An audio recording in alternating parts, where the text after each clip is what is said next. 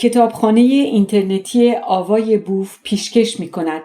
نام کتاب مشعشعیان یا بخشی از تاریخ خوزستان. نویسنده احمد کسروی. چاپ یکم به پیوست ماهنامه پیمان 1312 دوم آبان 1324. پراکنشی اینترنتی یکم تیر ماه 1397 دوم بهمن 1400. گویش آناهیتا ایرانی. آوای بوف یک گروه مردم نهاد است که به دست شماری دوستدار کتاب و خواستار بالا بردن فرهنگ نسک و نسک‌خوانی و استواری خرد همگانی به وجود آمده است و تاکنون پخش هزاران نوشته سانسور و بازداشت شده به دست رژیم اسلامی را در کارنامه خود دارد. این نسک‌خانه اینترنتی وابستگی به هیچ گروه و ارگانی ندارد و همه کارها از گویش، ویرایش و پخش به رایگان انجام می‌گیرد. خواهشمندیم برای همراهی با این جنبش ما را به دوستان و آشنایان خود بشناسانید.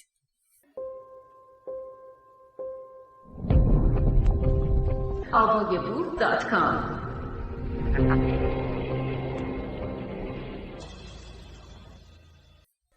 این کتاب از سوی باحماد پاکدینان و به دست کوشاد تلگرام پراکنده می گردد.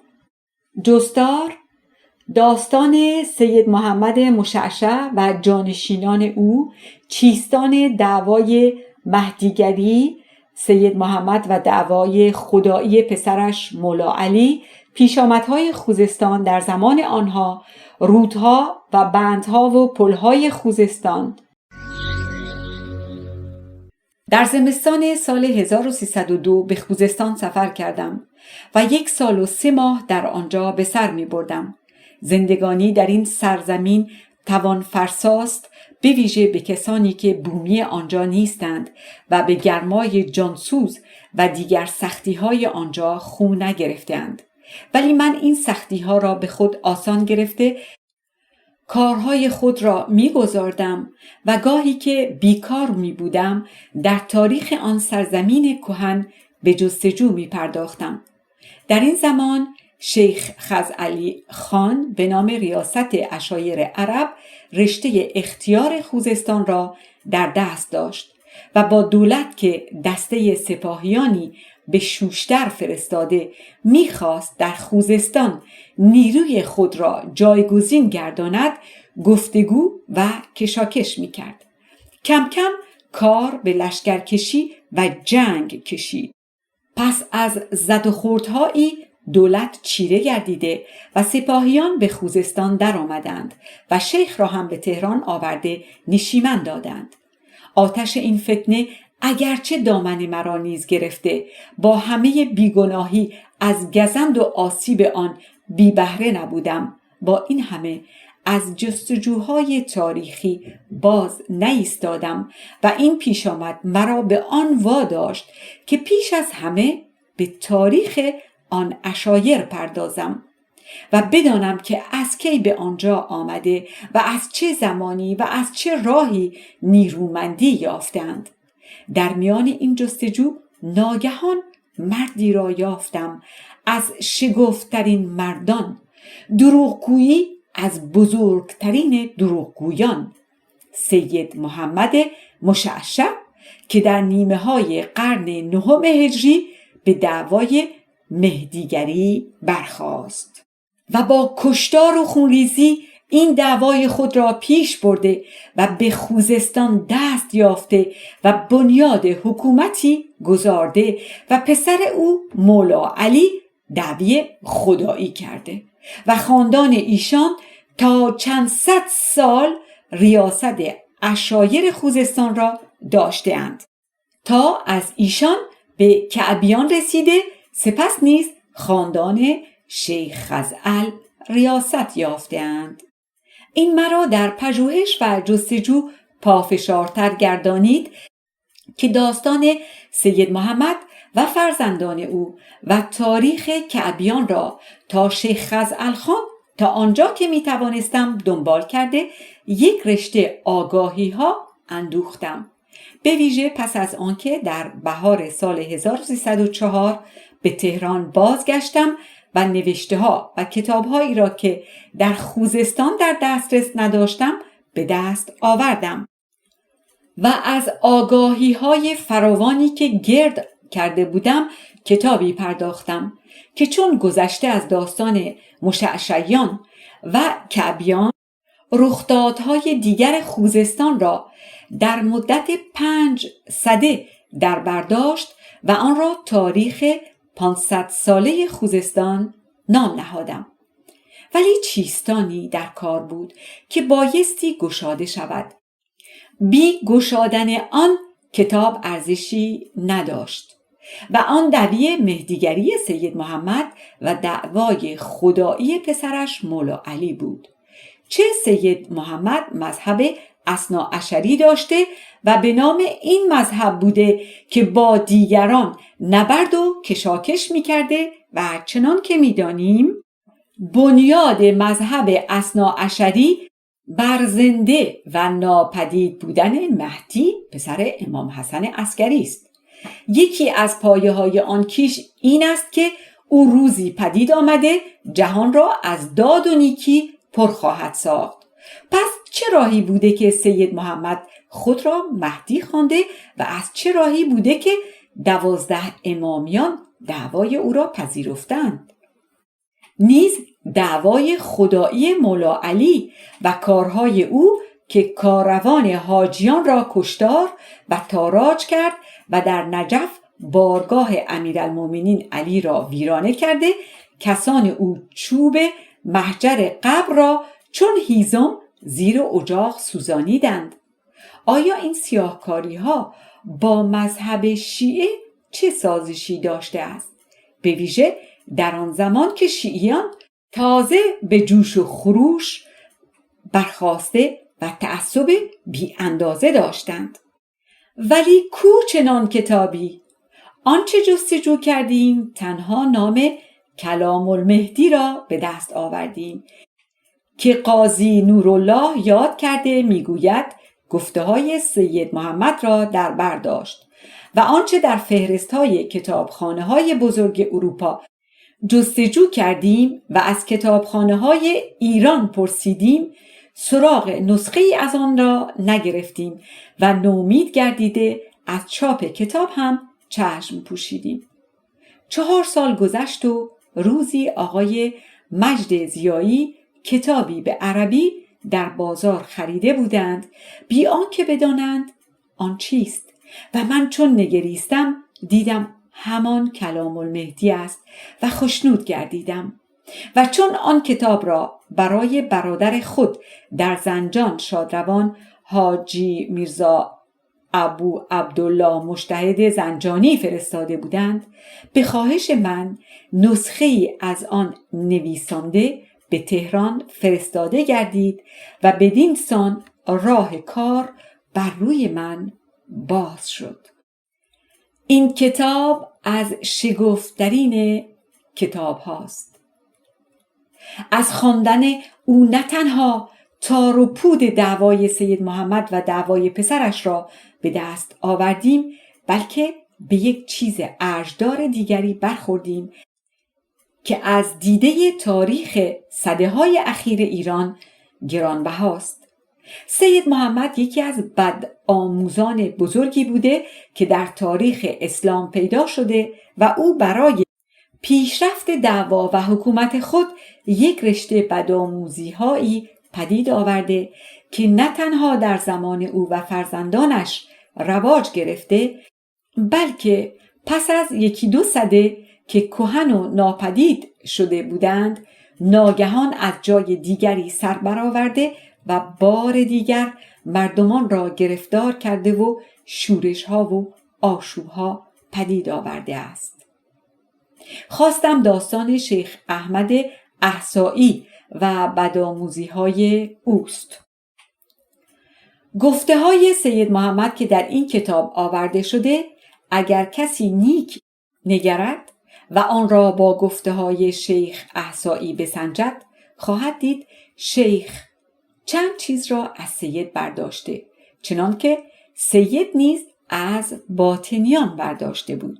درباره امام علی سید پیروی از باطنیان کرده، او را به خدایی میرساند و آشکاره میگوید گوهر خدایی در کالبد او جا داشته.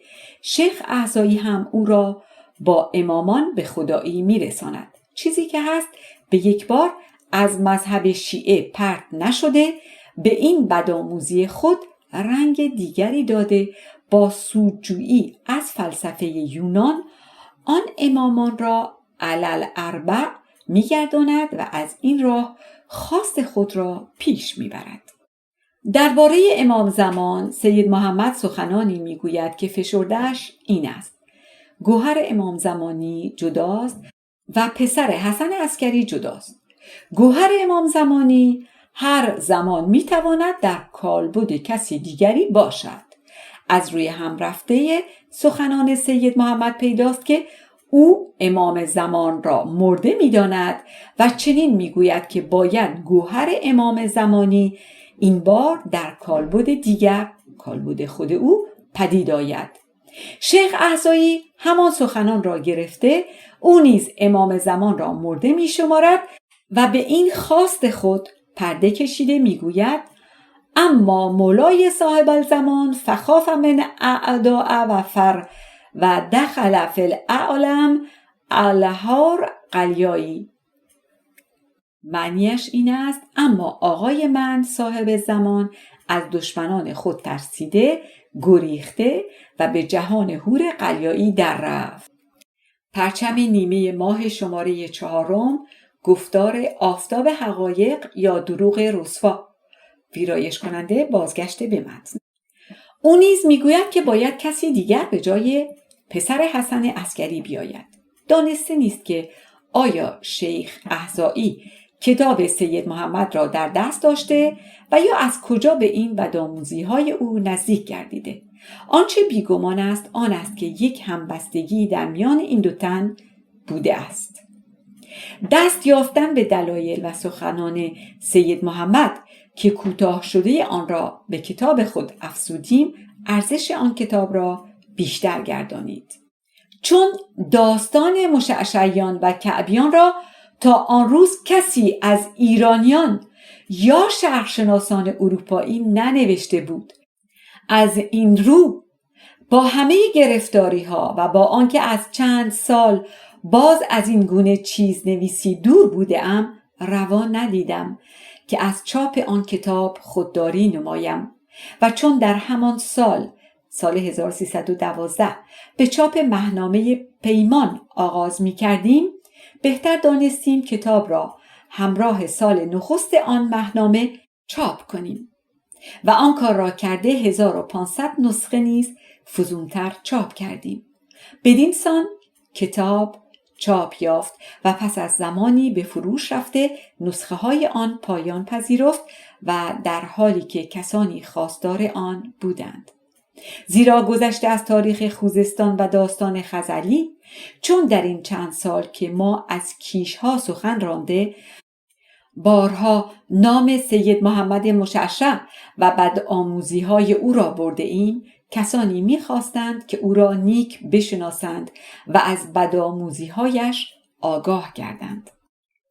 این بود بارها نامه می‌نوشتند و یا با زبان درخواست چاپ دوم آن کتاب را می‌کردند، در حالی که ما در این چند سال اخیر درباره سرگذشت خزعلی و پیشامدهای 20 سال پیش خوزستان آگاهی‌های ارجداری پیدا کرده ایم که میبایست آنها را نیز به کتاب بیفزاییم و این کار گذشته از آنکه فرصتی میخواست که من اکنون نمیدارم، از دیده سیاست کشور ایران نیز هنگامش نمی بود.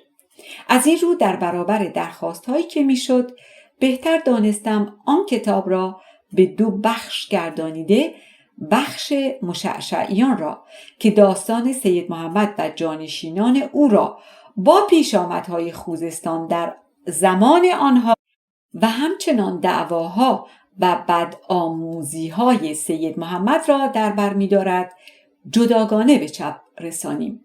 تهران، احمد کسروی. برگ 12. برخی کتاب‌هایی که در نوشتن این تاریخ از آنها سودجویی شده. کتاب‌هایی که در نوشتن این تاریخ از آنها سودجویی شده، در کتاب، در متن یا حاشیه نام‌های آنها برده شده. بسیاری از آنها کتاب‌های شناخته شده است که نیازی به شناسانیدن نمی‌دارد، ولی چون برخی ناشناخته است و به گفتگو از آنها نیز نیاز هست، در پایین به یاد آنها پرداخته می‌شود. 1. کتاب سید علی. در میان مشعشعیان 2 سید علی به نام بوده است. یکی سید علی خان پسر مولا خلف که چون گذشته از رسیدن به حکمرانی شاعر هم بوده و کتاب‌هایی به عربی نوشته، خود مرد به نام شناخته شده است. دیگری نوه او سید علی که این هم حکمرانی کرده و داستانش در کتاب آورده شده. این سید علی کتابی نوشته که جنگ مانند است و با زبانی نزدیک به عربی دارجی، پانوشته 1 زبان عامی عربی، به یاری کتاب 10 سال در عدلیه گفتار 21 سفری که به دسفول و شوش کردیم ویراینده بازگشت به متن و با زبان نزدیک به عربی دارجی نوشته گردیده. در این کتاب سید علی تاریخ خاندان مشعشعیان را از آغاز برخاستن سید محمد تا زمان خودش نوشته. سپس هم سفر خود را به مکه باز نموده. روی هم رفته این کتاب از دیده تاریخ مشعشعیان دارای ارزش می باشد. نسخه از این کتاب در کتابخانه مدرسه سپهسالار است که نسخه خود من مؤلف بوده و چنین پنداشته می شد که یگانه نسخه آن کتاب بوده است، ولی سپس دانسته شد چنین نبوده، چنان که در پایین خواهد آمد. 2. ترجمه کتاب سید علی. یک نسخه از کتاب سید علی در هویزه در نزد مشعشعیان بوده که در زمان پادشاهی فتحعلی شاه به نزد پسر او محمد علی میرزای دولتشاه که فرمانروای کرمانشاهان و لرستان و خوزستان بوده بردند و او دستور داده که یکی از سیدهای جزایری شوشتر کوتاه شده آن را به فارسی ترجمه کرده و این کتاب در زنجان در کتابخانه شادروان حاجی میرزا ابو عبدالله مجتهد زنجانی بوده که به تهران به نزد نویسنده فرستاد و من که تاریخ 500 ساله خوزستان را به چاپ میرسانیدم از آن سود جستم.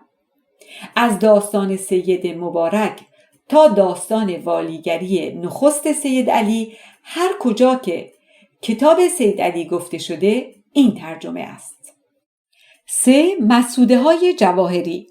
از کتاب هایی که داستان سید محمد مشعشع و بازماندگان او در آنها یاد شده، یکی ریاض العلماء و دیگری تحفة الازهار بوده. آقای عبدالعزیز جواهری از روی نوشته های آن 2 کتاب یادداشت‌هایی کرده که دارای سهوهای بسیار است، گویا نسخه ها دارای غلط‌های بسیار بوده و آقای جواهری درست نگردانیده. به هر حال آقای جواهری یادداشت‌های خود را در اختیار نویسنده گذاشت که سودجویی کردم و خواست از مصدوح‌های جواهری همان هاست. 4. تکلمت الاخبار. کتابی است علی ابن عبدالمومن نامی در زمان طهماسب 1 نوشته و یکی از بهترین کتاب‌های تاریخی است و تاکنون چاپ نشده. نسخه ای از آن در کتابخانه حاجی حسین آقای ملک در تهران است. 5. زادالمسافر کعبی. شیخ فتح‌الله که از عشیره کعب بوده و در نیمه دوم قرن 11 در بصره و خوزستان میزیسته است، در داستان حسین پاشای دیری که ما آن را در میان تاریخ کعبیان نوشته ایم مقامه ای سروده و آن را شرح کرده و زادالمسافر نام نهاده. 6. تذکره شوشتریه.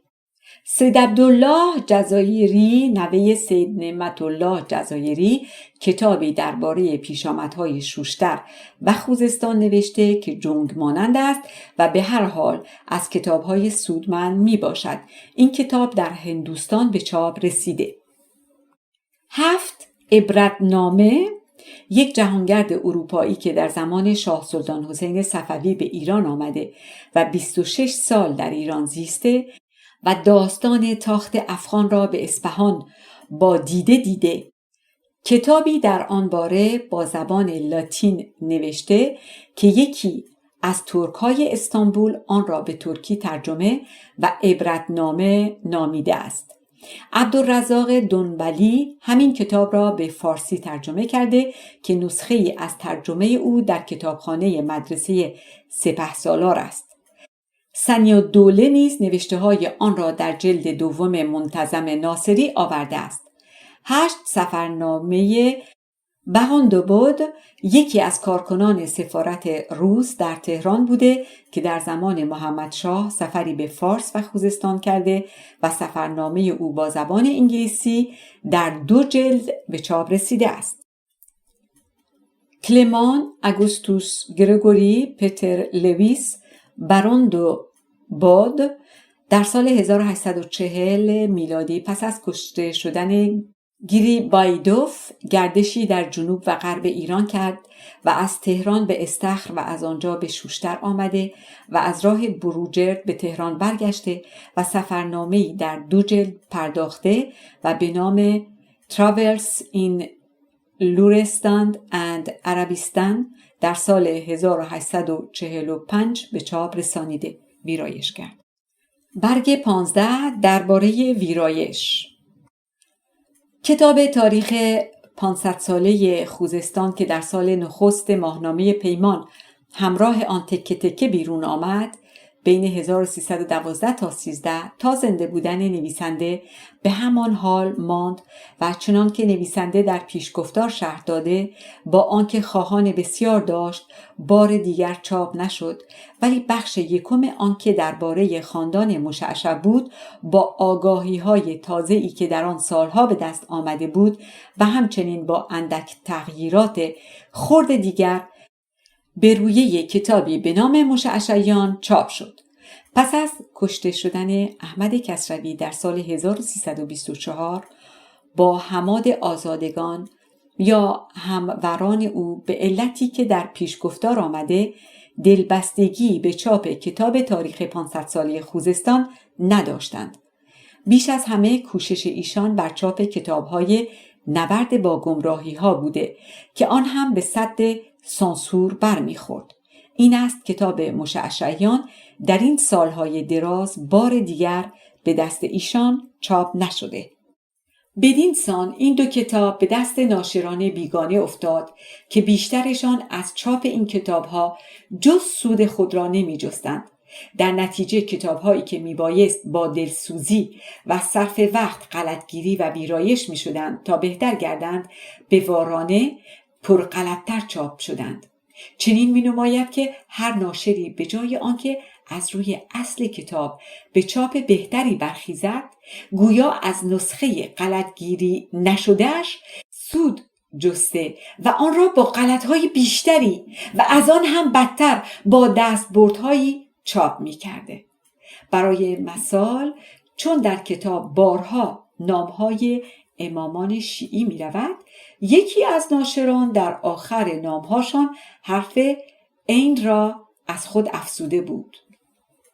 یا هر جا نام یا واژه ناآشنا دیده و خواندن آن را نتوانسته واژه ها را چنان که خود می پنداشتند دیگر گردانیده بودند.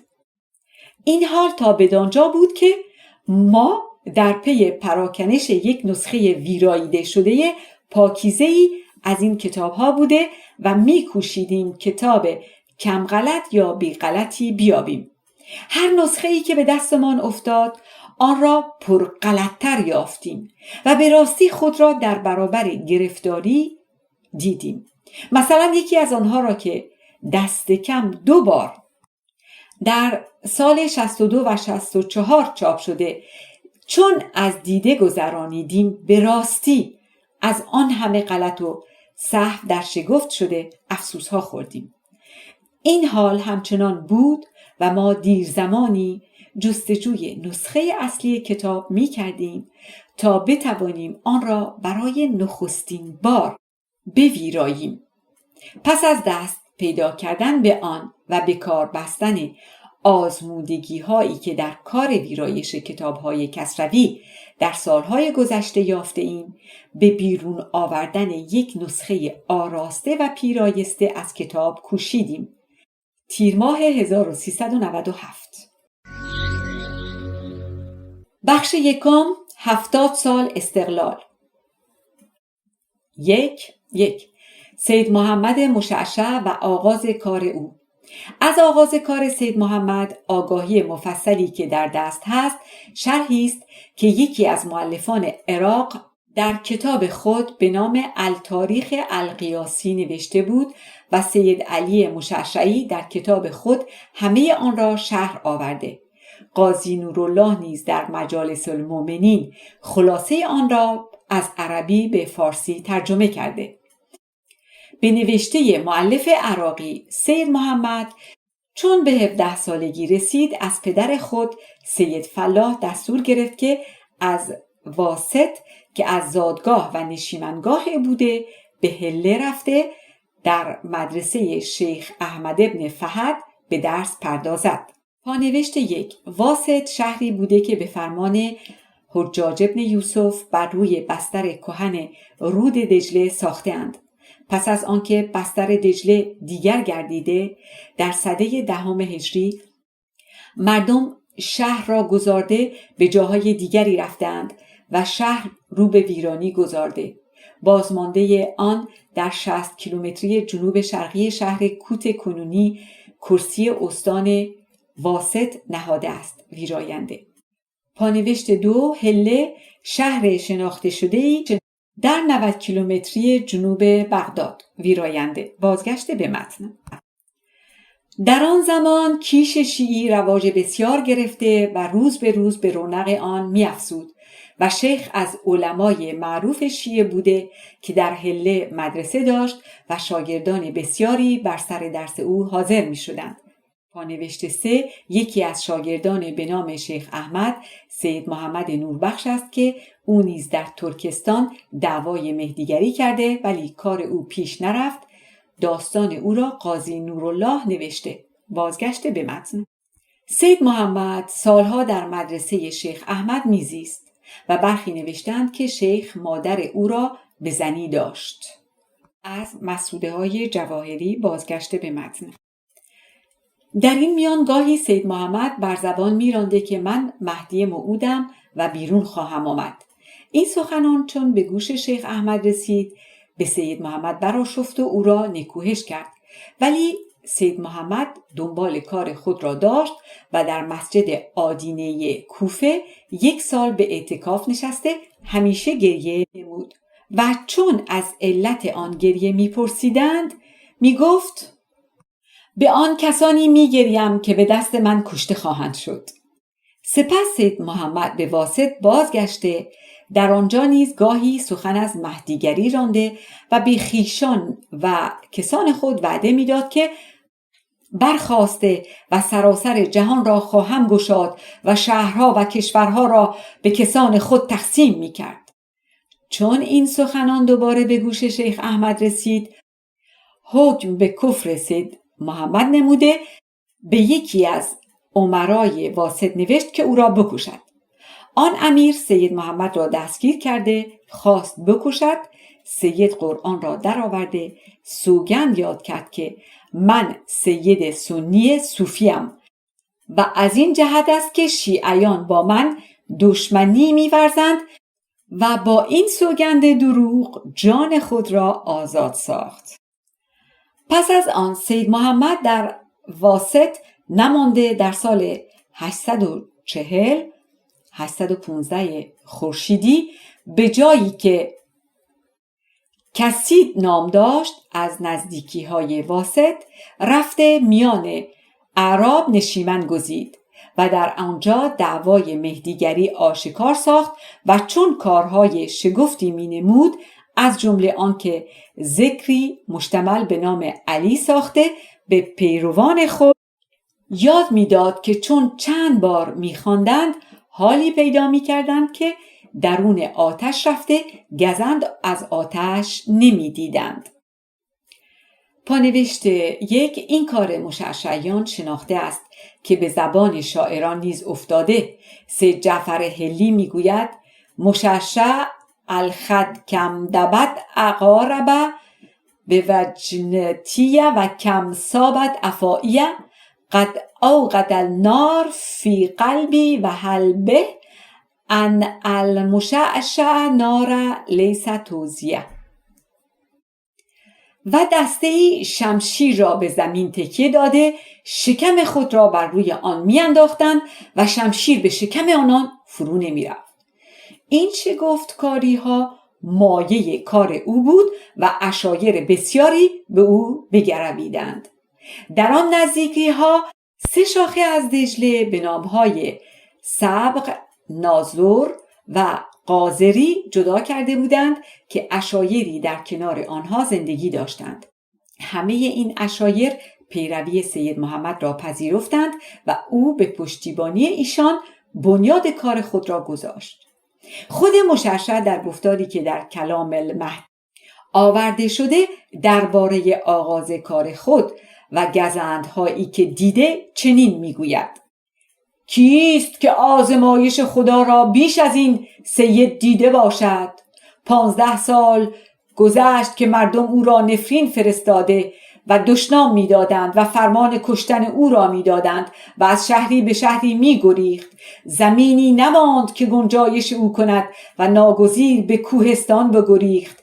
کوهستانیان نیز همگی پی کشتن او شدند و رهایی از دست ایشان نیافت مگر پس از نومیدی. سپس به عراق بازگشت و در آنجا هم مغول جستجوی او می کردند و هر آن که دوست بود دشمن گردید و جایی که او را پناه دهد نماند و زمین بر او تنگ گردید و از دست دشمنان آن کشید که به شمار نیاید.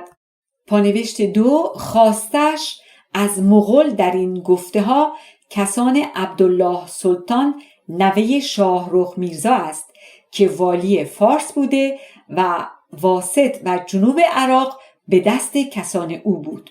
بازگشت به متن. از این گفته ها پیداست که سید محمد به کوهستان گریخته و زمانی نیز در آنجا به دعوت و فریب مردم پرداخته و ناچار خواستش کوههای لرستان است که به واسط و آن پیرامونها نزدیک است. باید گفت که داستان آغاز کار او بسیار درازتر از آن بوده که مؤلف عراقی یاد می کند و از هنگامی که او دعوای مهدیگری آغاز کرده تا زمانی که میانه عشایر سبق و نازرو و قاذریه رفته و آنان را به سوی خود کشیده 15 سال بیشتر کشیده است. پایان این فایل در برگ 3 کتاب مشعشعیان و 20 کتاب ویرایش شده.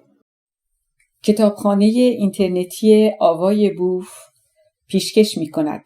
نام کتاب مشعشعیان، بخشی از تاریخ خوزستان. نویسنده احمد کسروی. گویش آناهیتا ایرانی. avayaboof.com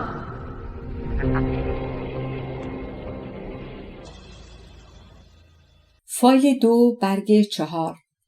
باری مؤلف عراقی میگوید سید محمد در سال 844 با عشایر پیروان خود آهنگ جسان که روستایی در آن نزدیکی بوده به دیهی شوق نام فرود آمده. روستا به معنی بلوک امروزی بوده است. فرهنگ ده خدا ویراینده. بازگشت به متن. حاکم جسان با سپاه و سوارگان بر سر او آمده جنگ سختی کرد. پیروان سید محمد شکست یافته یکسره راه سبق و نازور را پیش گرفتند و پروای پیشوای خود نکردند. سید از این حادثه به حیرت افتاده سخت غمگین گردید و ناگزیر پیروان نوینی را که از آن سرزمین به او گرویده بودند گرد آورده بر سر شوقه راند و بر آنجا دست یافته کشتار و تاراج و ویرانی دریغ ننمود و زنان و کودکان را اسیر ساخت. در همان سال 844 819 خورشیدی. سپس سید محمد پس از دیری باز به سبق و نازور نزد پیروان دیرین بازگشت، ولی در آنجا نمانده با پیروان که از جسان با او بودند به نزدیکی‌های واسط رفت. در آنجا هم درنگ نکرده به جایی که دوب نام داشت میانه دجله و حویزه فرود آمد. مردم دوب که عشیره معاویه بودند سپس هم به نام نیس معروف گشتند هم به سید محمد بگرویدند و او را مهدی شناختند. سید کار را در پیشرفت دیده پسر بزرگ خود مولا علی را به سبق و نازور فرستاد که پیروان کهن را نیز به آنجا بیاورد. مولا علی عشایر سبق و نازور را برداشته روانه گردید و در راه به کاروان بزرگی برخورده کاروانیان را کشتار و مالهای ایشان را تاراج کرده با مال انبوه و بیشمار نزد سید رسیدند. سید محمد از رسیدن پیروان و آوردن آن همه مال و دارایی سخت شادمان گردیده به عشیره معاویه هم دستور داد که گاوها و دیگر چهارپایان خود را فروخته شمشیر و ابزار جنگ بخرند و آنان به دستور پیشوای خود کار کرده ابزار جنگ فراوان خریدند. سید محمد روزگار را به کام خود دیده با گروه پیروان آهنگ تتول که دیه‌ای بزرگ از پیرامون حویزه بوده کرد. در رمضان 844 مردم حویزه که پارسی زبان بودند، پانوشت 1 ابن بطوطه که 100 پیش از حویزه گذشته بود آشکارا می نویسد که مردم آنجا عجم بودند. بازگشت به متن. و امیر فضل جزایری که در جزایر با برادران خود نزاع کرده و با گروهی از عرب به نزدیکی های حویزه آمده بود دست یکی کرده به جلوی سید محمد شتافتند و در جنگی که روی داد و حویزیان و جزایریان شکست سختی خوردند و انبوهی از ایشان کشته گردید چندان که اسبها بر روی لاشه ها راه می رفتند. پانوشت 2 خواستمان از جزایر یک رشته آبادی هایی است که میانه بصره و واسط در میان آب نهاده بود و همین آبادی هاست که در سده های نخستین اسلام بطایح خوانده می شد و تاریخ جداگانه ای دارد. بازگشت به متن. با همه این فیروزی سید محمد در آنجا نمانده به دوب بازگشت و چون در دوب تنگسالی و نایابی بود و وبا میان مردم پدید آمد سید محمد کسان خود را برداشته بر سر واسط رفت و در آنجا میانه او و امرای مغول جنگ رو داده شکست به مغولان افتاد و 40 تن از ایشان کشته گردید. از این فیروزی سید محمد بر بیرون واسط دست یافته پیروان خود را در دیها پراکنده ساخته و دست به تاراج گشاده دارایی مردم را هرچه یافتند تاراج کردند و بدین سان پیروان مهدی به دارایی بسیاری رسیدند. شوال 844. سپس سید محمد آهنگ جزایر کرده چون میانه امرای جزایر دشمنی بود امیر شهلنامی نزد سید آمده با کسان خود پیروی او را پذیرفت. دیگران که پیش نیامده بودند سید محمد هر روز بر سر یکی تاخته کشتار و تاراج دریغ نمی کرد و بر کسانی که زینهار خواسته بودند هم نبخشید و به گفته مورخ عراقی همه را کشته ریشهشان برکند. این زمان چشم سید محمد به واسط و آن پیرامونها بود و می‌کوشید که بنیاد حکمرانی خود را در آن نواحی بگذارد و آن فیروزی‌ها در جزایر بر امیدواری او افزود. و چون کار جزایر بپرداخت، بار دیگر به اندیشه واسط افتاده 3000 تن از پیروان برگزیده خود را بر کشتی‌ها نشانده به سوی واسط روانه ساخت. حاکم واسط که از شکست پیشین سرشکسته گردیده و همیشه در آرزوی جبران بود، این بار تلاش و کوشش فرو نگذارده مشعشعیان را سخت بشکست و 800 تن از ایشان را بکشت. انبوهی از آنان هم در راه نابود گردیدند و چون بازماندگان پراکنده و پاشیده نزد سید محمد رسیدند، او را ترس سختی فرا گرفته و در جزایر نماند و بار دیگر با پیروان آهنگ هویزه و آن پیرامونها کرده و چون به دانجا رسید کشتار و تاراج بی اندازه کرده گزند و آزار دریغ نداشت. به گفته مؤلف عراقی هر که را دریافت نابودش ساخته و زنان و کودکان را همه دستگیر کرد. در رمضان 845 یا 820 خورشیدی. نوشته 1 حزب امارها و هدم جدارها و قتل رجالها و سبا حریمها و اطفالها و نهب اموالها و کل من لقا منهم قتل ولا بقا من ولاد. بازگشت به متن 1-2 دست یافتن سید محمد به خوزستان.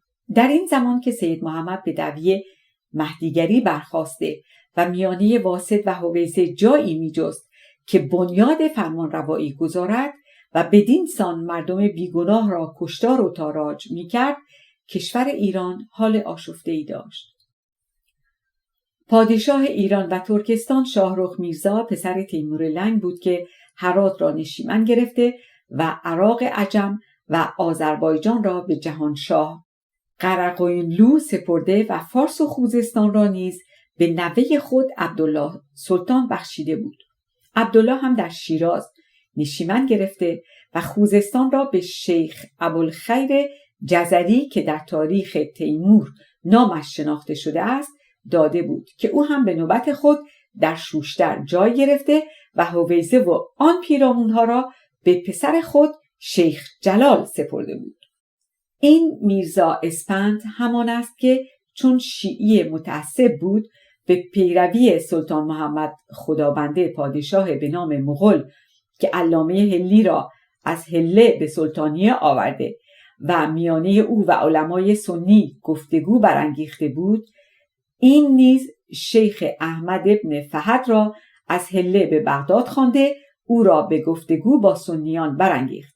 نیز به پیروی خدابنده سکه به نام 12 امام زد.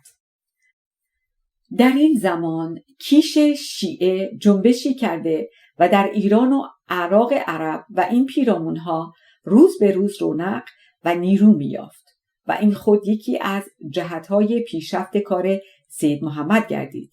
چه او از خاندان شیعی بود و خیشتن نیز تعصب شیعیگری نشان میداد و این بود که گذشته از هواداری شیعیان از او در همه جا پادشاهان و فرمانروایان پیرامون هم با او راه سست گیری پیموده به کندن ریشش نمی کوشیدند، چنان که خواهیم دید. در این برگ 4 سکه از زمان سلطان محمد خدابنده سلطان مغول را نشان می دهد که نامهای امامان شیعی را رویش کنده‌اند. بازگشت به متن. باری چون سید محمد به پیرامون هویزه در آمده آن کشتارها و تاراجها کرد، شیخ جلال حاکم هویزه سپاهی که به جلوی او بشتابد نداشت. چگونگی را به پدر خود شیخ ابوالخیر که این زمان در شیراز نزد عبدالله سلطان بود نوشت.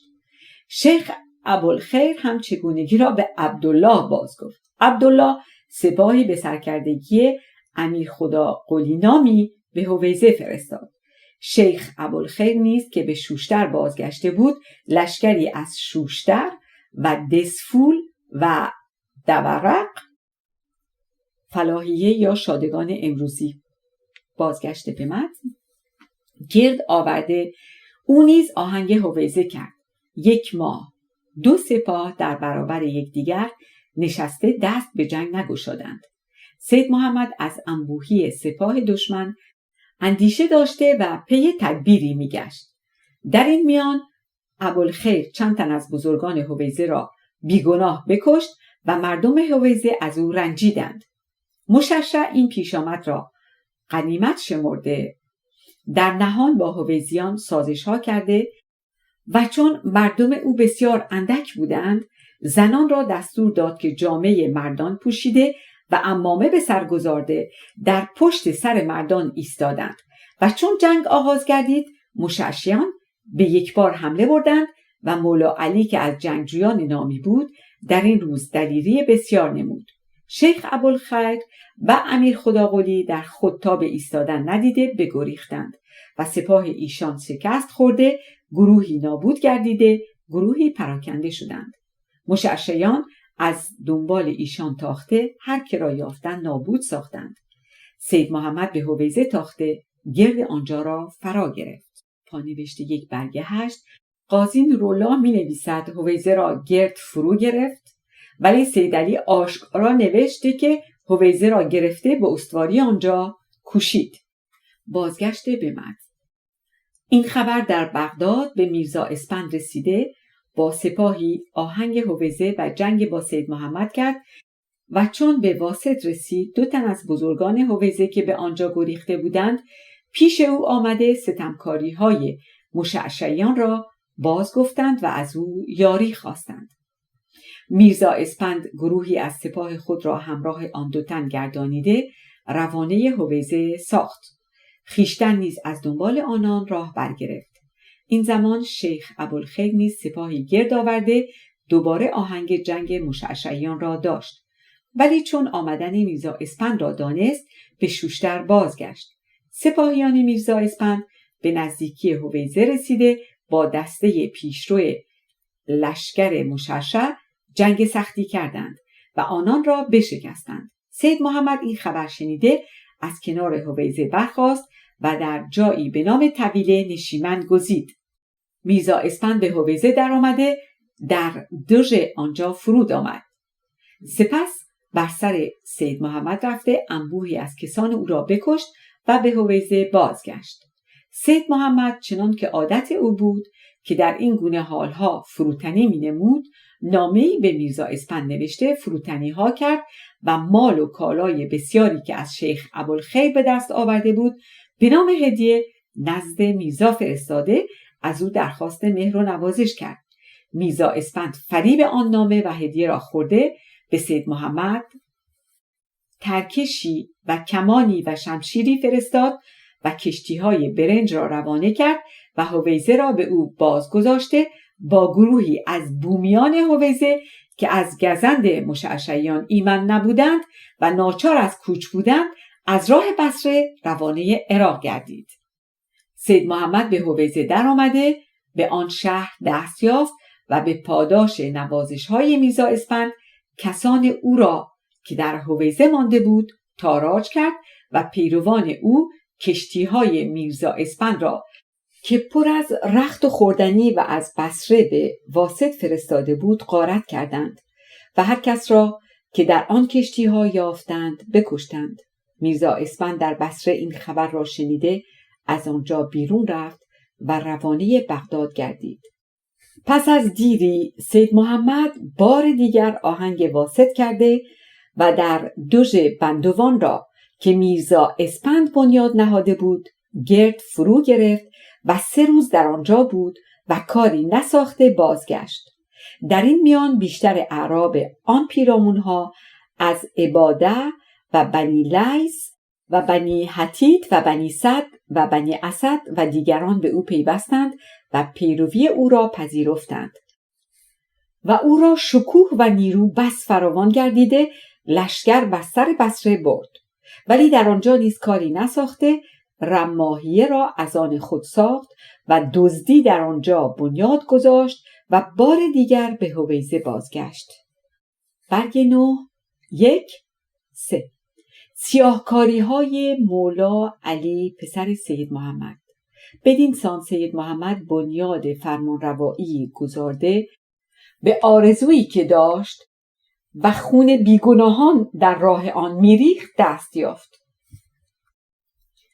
ولی این زمان مولا علی پسر او رشته کارها را در دست گرفته دخالتی به پدر پیر خود نمیداد. سید محمد به گفته خود ناچار شده بود از او تقیه کند. چون سید محمد گفته های باطنیان را گرفته و پایه مهدیگری خود را بر روی آن نهاده بود و از روی همان گفته ها امام علی ابن ابی طالب را خدا می‌خواند، مولا علی پسرش آن سخن را گرفته مدعی بود که روان آن امام یا آن گوهر خدایی که در کالبد او بوده این زمان به کالبد این در آمده و بدین سان دعوی خدایی میکرد. در سال 848 ماهی 823 خورشیدی میرزا اسفند درگذشته عراق عرب نیز از آن جهانشاه گردید و چون در سال 825 خورشیدی شاهرخ نیز نماند، جهانشاه که تا این زمان دست نشانده او بود استقلال یافته در سراسر آذربایجان و آران و ارمنستان و عراق عرب و عراق عجم و فارس و کرمان پادشاه گردید. سپس هم آهنگ خراسان کرده بدانسان که در تاریخ‌ها نوشته اند تا هرات پیش رفته و شکوه و نیروی او بس فزون گردید، ولی خوزستان همچنان به دست سید محمد و پسرش مولا علی بود که به استقلال فرمان می‌راندند و چنان که گفته ایم جهانشاه و دیگران به پاس شیعیگری با ایشان سخت نمی گرفتند. پانوشت 1 برگ 10 قرقویلویان همگی شیعه متعصب بودند و چنان که در مجالس المومنین آورده نقش نگین میرزا بودا این شعر بوده: نامم بوداغ و بنده باداغ حیدرم، هر جا شهی هست در همه عالم غلام ماست. بیرام خان معروف از نوادگان جهانشاه که در زمان صفویان در دربار همایون شاه و اکبر شاه هندی از امیران بزرگ بوده، قصیده‌ای دارد که در دیوانش چاپ شده و آغاز آن این بیت است: شهی که بگذرد از 9 سپهر افسر او، اگر غلام علی نیست خاک بر سر او. در همین قصیده میگوید محبت شه مردان مجوز جز پدری، که دست غیر گرفته است پای مادر او. اینها نمونه هایی از تندروی های آن خاندان در شیعیگری است. بازگشت به متن. گماشته جهانشاه در بغداد پسر او پیر بوداغ بود. در سال 833 خورشیدی اسلامی در نتیجه پیشامدهایی که میانه پیر بوداغ و پدرش روی داده بود، او بغداد را گذارده به شیراز رفت و عراق عرب از حکمران و پاسبان تهی گردید. مولا علی این فرصت را غنیمت دانسته با سپاهی از مشعشعیان به عراق تاخته واسط را گرد فرا گرفت و آنچه گزند و ویرانی بود دریغ نکرد. سختی کار شهر به آنجا رسید که بیشتر مردم از گرسنگی نابود شدند و انبوهی از بازماندگان به بصره گریخته شهر را ویرانه گذاردند. مولا علی کسی را در آنجا گمارده خیشتن روانه نجف گردید و در آنجا نیز ویرانی بسیار کرده بارگاه امام علی ابن ابی طالب را بکند و محجر آن را بسوخت تا 6 ماه که در آنجا درنگ داشت کسان او بارگاه را مطبخ کردند، بدین عذر که امام علی خدا بوده و خدا هرگز نمی میرد. همچنان در کربلا کشتار و تاراج بسیار کرده بارگاه امام حسین و دیگران را به تاراج داد و اینها در همان سال 858 بود. سپس روانه بغداد گشته در راه کاروان حاجیان را زده همه را بکشت و کالاهای ایشان را تاراج کرد و چون به بیرون بغداد رسیدند 9 روز در آنجا درنگ کرده آنچه گزند و آزار بود از کشتار و تاراج و ویرانی دریغ ننمود و چون شنید که جهانشاه لشکری به یاری بغدادیان فرستاده است، آنجا را رها کرده به هویزه بازگشت. سپس آهنگ کهگیلویه کرده دژ بهبهان را که پیر بوداغ در آنجا بود گرد فرو گرفت. چنان که گفتیم پیر بوداغ به تعصب شیعیگری در کار مشعشعیان سستی می نمود و نمی خواست با آنان جنگ روبرو کند و این بود تیراندازانی را برانگیخت که مولا علی را به هنگامی که در رود کردستان به عادت روزانه تناشویی می کرد آماج تیر کرده بکشند و مردم را از دست سیاهکاری های او رها گردانیدند. نوشته 2. این رود همان است که در آغازهای اسلام به آن نام تاب داده شد و در سده 9 و 10 هجری به نام رود کردستان معروف گردیده و اکنون در نزدیکی بهبهان رود قنوات و ماهرود خوانده شده. در پایین ترها رود جراحی نامیده می شود. بازگشت به متن.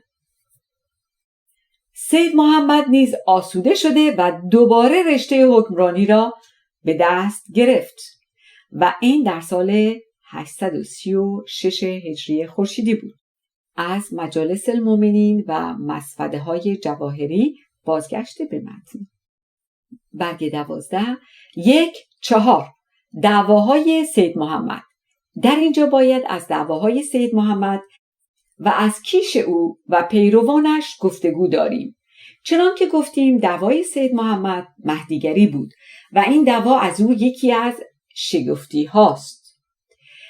گرچه مهدیگری در تاریخ اسلام داستان درازی دارد و کسان بسیاری پیش از سید محمد و همچنین پس از او به این دعوا برخاسته بودند و برخی از ایشان بسیار شناخته شده می باشند. نوشته 2 چون محمد نفس زکیه، عبدالله فاطمی، محمد ابن عبدالله تومرد، محمد احمد سودانی. بازگشت به متن. چیزی که هست آن مهدی نمایان 12 امامی اثناعشری نبودند و دعوای مهدیگری از ایشان شگفتی نداشت، ولی سید محمد که خود را 12 امامی می‌خوانده و پایه دعوی خود را این کیش ساخته بوده و از آن سوی بنیاد این کیش مهدی بودن امام 12 است که او را زنده جاوید دانسته و همیشه چشم به راه بازگشت او دارند، این کیش با آن دعوا چه سازشی با هم دارند و چگونه شیعیان 12 امامی دعوای او را پذیرفتند. ما پیش از سید محمد کسی را از 12 امامیان شیعی سراغ نداریم که به چنین دعوایی برخاسته باشد. پس سید محمد چه زمینه برای این کار خود چیده بوده است؟ این راز بر ما پوشیده بود تا کلام المهدی را که کتابی است برخی گفته های سید محمد را در بر دارد به دست آوردیم و زمینه دعوای او و کار او را دانستیم. سید محمد گاهی دعوای جانشینی از امام 12 پسر امام حسن عسکری می کند و در این باره چنین می گوید: چنان که در احادیث شیعیان آمده امام ناپدید گردیده به هر کاری تواناست و به هر کجا که خواهد می رود و به هر خانه‌ای که در آمد کسی را یارای جلوگیری از او نیست و از هر که را خواست به یک ناگاه نابود می سازد. پس هرگاه او خویشتن با این توانایی پدید آید و بدین سان که در حدیث هاست عیسی از آسمان و خضر از گردش گرد جهان نزد او بشتابند، در چنین حالی همه مردم خواه و ناخواه سر پیش او فرو می آورند و بدین سان آزمایش که خواست خداست و باید کافر از مؤمن جدا شود از میان می رود.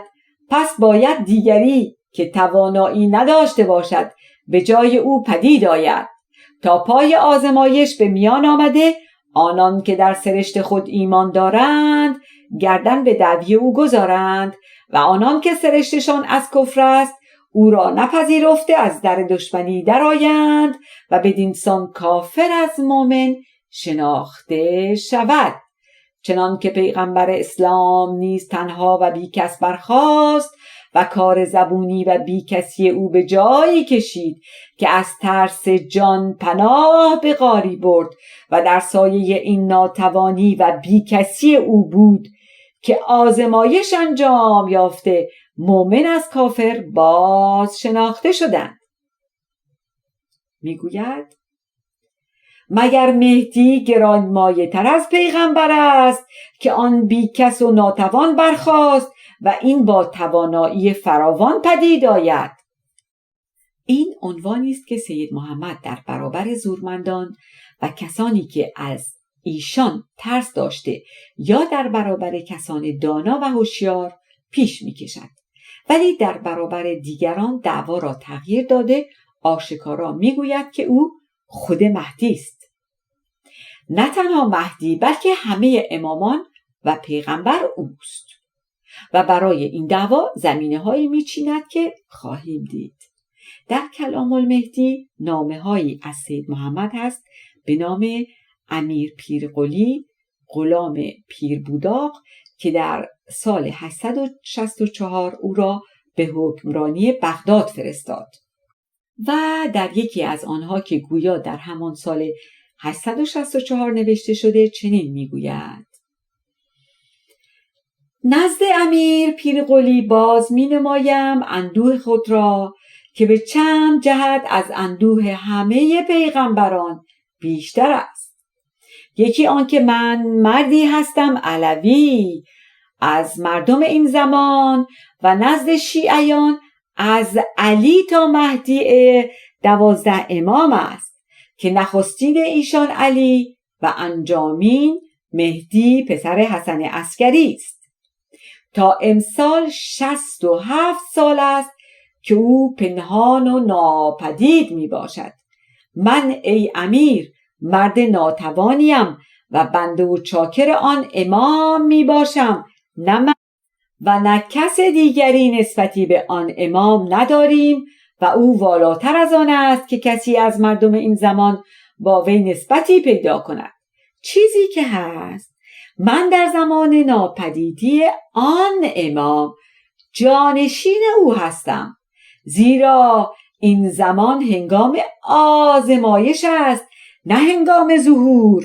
ولی چون آواز من به سراسر شهرهای اسلام رسید و گوشها آن را شنیدند، آنگاه هنگام ظهور میرسد و خدا وعده خود را انجام میدهد.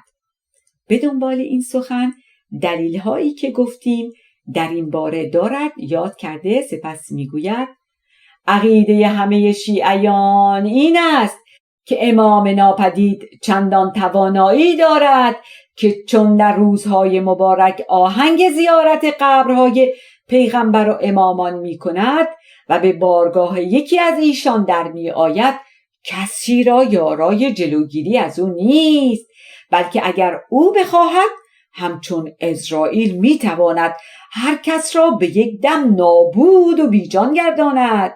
پس کسی که این توانایی را در ناپدیدی دارد و هنگامی که پدید آید عیسی و خضر هم به او بپیوندند، دیگر چه نیازی به جنگ و کشتار پیدا خواهد کرد؟ و حال آنکه هم در حدیث های شیعیان که امام ناپدید چون پدید آید 313 تن یاوران او بر سرش گردآیند، پس بی گفتگوست که مقصود از پدید آمدن نه پدید آمدن خود او، بلکه پدید آمدن پرده و جایگاه اوست که این سید می باشد. یقین است که سید محمد از امیر پیرقلی ترس داشته. این است که در این نامه درویی نموده، زیرا در آغاز نامه آشکارا می نویسد او را نسبتی با امام ناپدید نیست و هرگز نمی تواند بود. هم آشکاره می نویسد که چون دیری بگذرد و آواز او به همه شهرهای اسلام برسد، آن زمان است که هنگام پیدایش امام ناپدید خواهد رسید. با این همه در پایان نامه خود را پرده و جایگاه مهدی می‌خواند که معنی آن بدانسان که در جای دیگر شرح داده بودن او خود مهدی و نبودن مهدی دیگر است. این عبارت را در آخر نامه نیفزوده مگر آنکه می‌دانسته پیرقلی معنی آن را نخواهد فهمید. اما خود مهدی بودن سید محمد که دعوی بزرگ او بود، برای پیشرفت این دعوای شگفت و برای اینکه آن را با کیش شیعیان 12 امامی سازش بدهد، مقدمه درازی چیده و یک رشته پندارهایی را از آن باطنیان و از آن خود به هم بافته است. پانوشت برگ 15: پندار، خیال، خرافه، پنداشتن، پنداریدن، خیال کردن، ویراینده. پایان این فایل در برگ 15. کتابخانه گویای آوای بوف پیشکش می کند. نام کتاب مشعشعیان، بخشی از تاریخ خوزستان. نویسنده احمد کسروی. گویش آناهیتا ایرانی. avayaboof.com.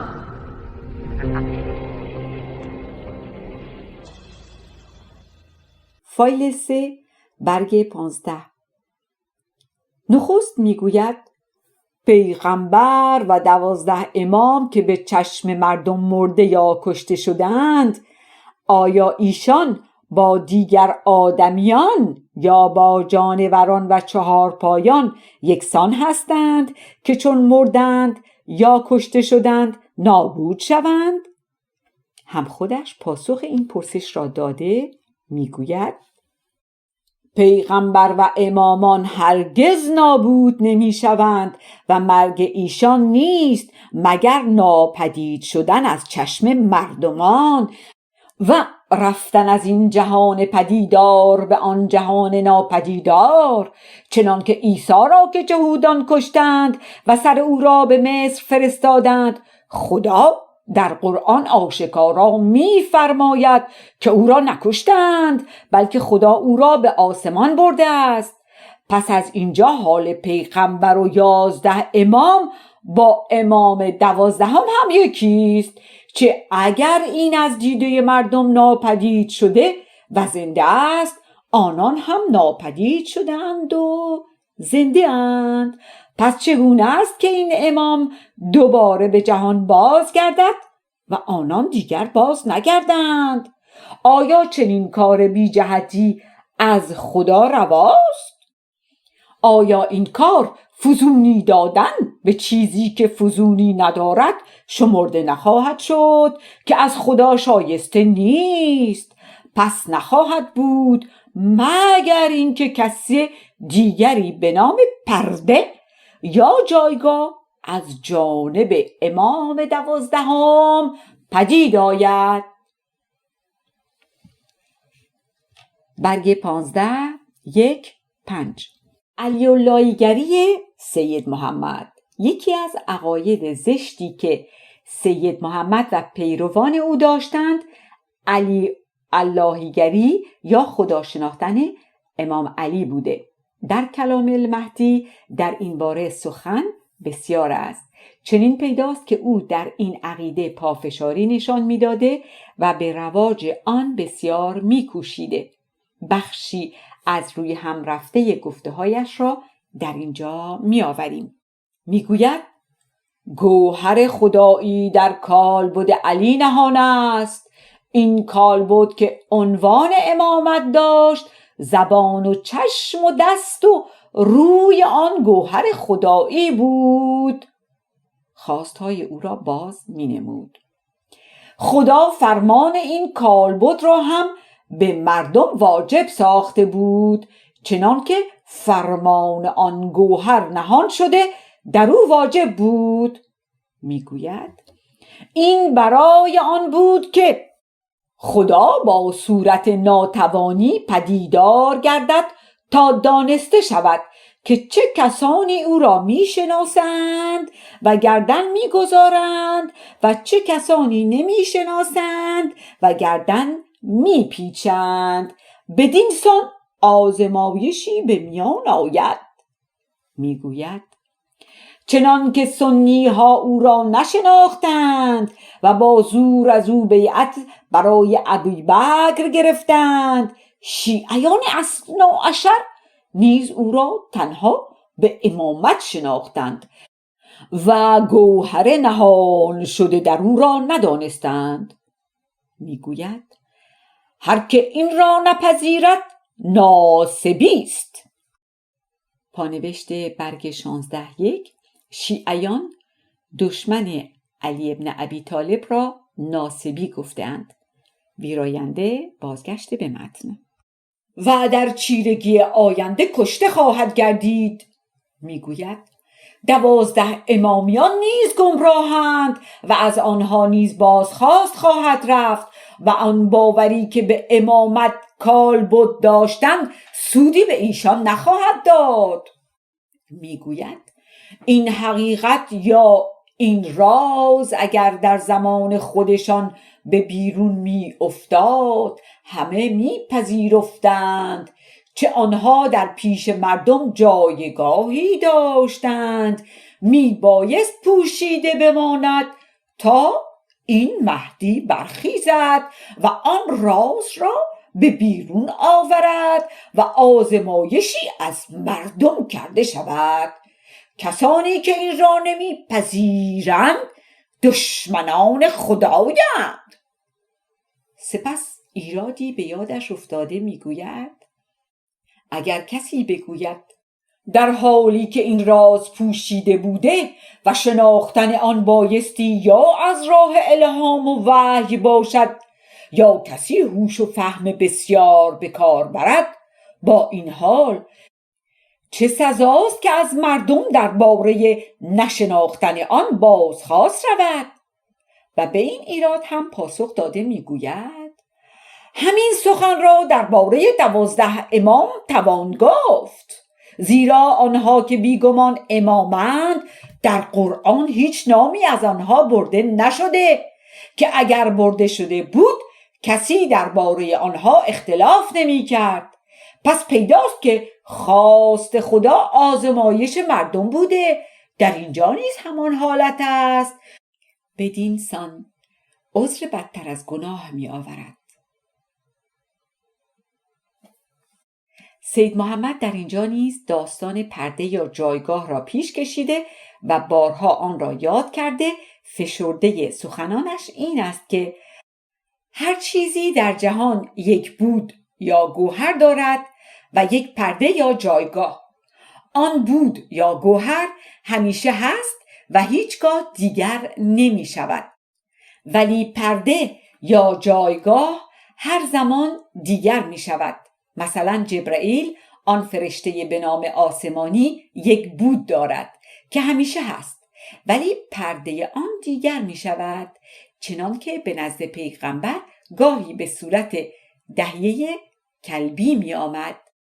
در داستان 3 روز روزه گرفتن خاندان پیغمبر جبرائیل هر روز به صورت دیگری به در خانه آنها آمد. پانوشت برگ 17.1 داستانی هست که خاندان پیغمبر روزه می گرفتند. شبی هنگام روزه گشادند، یتیمی از دم در آواز برداشت و نان خواست. آنها نانها را به یتیم داده آن شب با آب روزه گشادند. فردا که باز روزه گرفتند، به هنگام روزه گشایی اسیری از دم در آواز برداشت که آن شب نیز نانها را به او دادند. روز سوم همچنان بود و هنگام روزه گشایی گدایی آواز برداشت که باز نانها را داده خود گرسنه ماندند. در هر 3 روز جبرائیل بود که هر روز به صورت دیگری به دریوزه می آمد و خواست خدا آزمایش بود که چون نیک آزمایش دادند سوره حلعتی را درباره آنها فرو فرستاد. بازگشت به متن. خدا نیز بودش همیشه هست و یک چیز است، ولی در زمان امام علی ابن ابی طالب در کالبد او بود. چنان که گفتیم سید محمد این عقیده را درباره امام علی از باطنیان گرفته و همانا گفتگوی بود و پرده نیز که بنیادش جز پنداره نبوده از آنهاست. این باطنیان گروهی بودند که جز برانداختن اسلام را نمیخواستند و این برای به هم زدن باورهای اسلامی بود که بدآموزی ها را پدید آورده در میان مسلمانان میپراکندند. پانوشت 2. درباره باطنیان بنگرید به کتاب راه رستگاری گفتار 16 و کتاب تاریخ و پندهایش بخش 4 گفتار 4. ویراینده بازگشت به متن. سید محمد از بدآموزی‌های آنان سود جسته که یکی این علی اللهیگری را از آنان گرفته و کالایی برای خود گردانیده که در نوشته‌هایش پیاپی یاد می‌کند و به دستاویز آن به دیگران می‌تازد. منت می‌گذارد که او برخاسته تا چنین راز خدایی آشکار گردیده. دیگر پندار پرده و بود را از آنها گرفته که دعوای مهدیگری خود را بر روی آن بنیاد گذارده و گرهی را که در کار می بوده با آن گشاده. این است در کتابش بارها یاد این پندار را می کند و افسانه جبرائیل را به گواهی می آورد و آنگاه می گوید مهدی هم بودش یکی و تغییر ناپذیر است، ولی پرده و جایگاه او روزی امام حسن عسکری بوده، امروز هم سید محمد پسر فلاح است. اگر نیک اندیشیم و سخنان سید محمد پسر فلاح را بشکافیم، او امام زمان را همچون پیغمبر و 11 امام دیگر مرده می داند و روان او را در کالبد خود مدعی است. چیزی که هست چون او در میان شیعیان برخاسته و بنیاد کار خود را بر روی کیش 12 امامی گذارده بود، آنگاه پیروان او نیز 12 امامیان بودند. از ترس آن پیروان سخن خود را آشکار نگفته دست به دامن گفتارهای روپوشیده میزند. پیداست که این سخنان سر و پا پوچ است و یک ایراد آشکاری که به آنها وارد است این است که به گفته خود او به امام 12 هم نمی رسیده که تنها او به این جهان بازگردد و چنین کاری فزونی دادن به چیزی که فزونی ندارد ترجیح بلا مرجح شمرده می شده است. پس او را نیز نمی رسیده که تنها پرده و جایگاهی گیرد و در کالبد آن پدیدار شود. پانوشت 1 برگ 18. نتیجه آنکه اگر چنین بود پیغمبر و دیگر امامان نیز توانستی پرده و جایگاهی برای خود گیرند. با این شرح معنی جمله بالا روشن‌تر می شود، ولی اگر بخواهیم بازترش کنیم می توان جمله را چنین نوشت: به امام 12 هم نمی رسیده که تنها او امام 12 به جهان بازگردد و چنین کاری فزونی دادن به چیزی که فزونی ندارد شمرده می شده است. پس در جایی که پیغمبر و دیگر امامان پرده و جایگاهی نداشتند، او امام 12 را نیز نمی رسیده که تنها خودش پرده و جایگاهی یعنی سید محمد گیرد و در کالبد آن پدیدار شود. ویراینده بازگشت به متن. گویا خود سید محمد به این ایراد پی برده در برخی جاها دعوای جانشینی از همه پیغمبران و امامان می کند. گاهی نیز مدعای وکالت شده می گوید دست من دست امامان و پیغمبران است.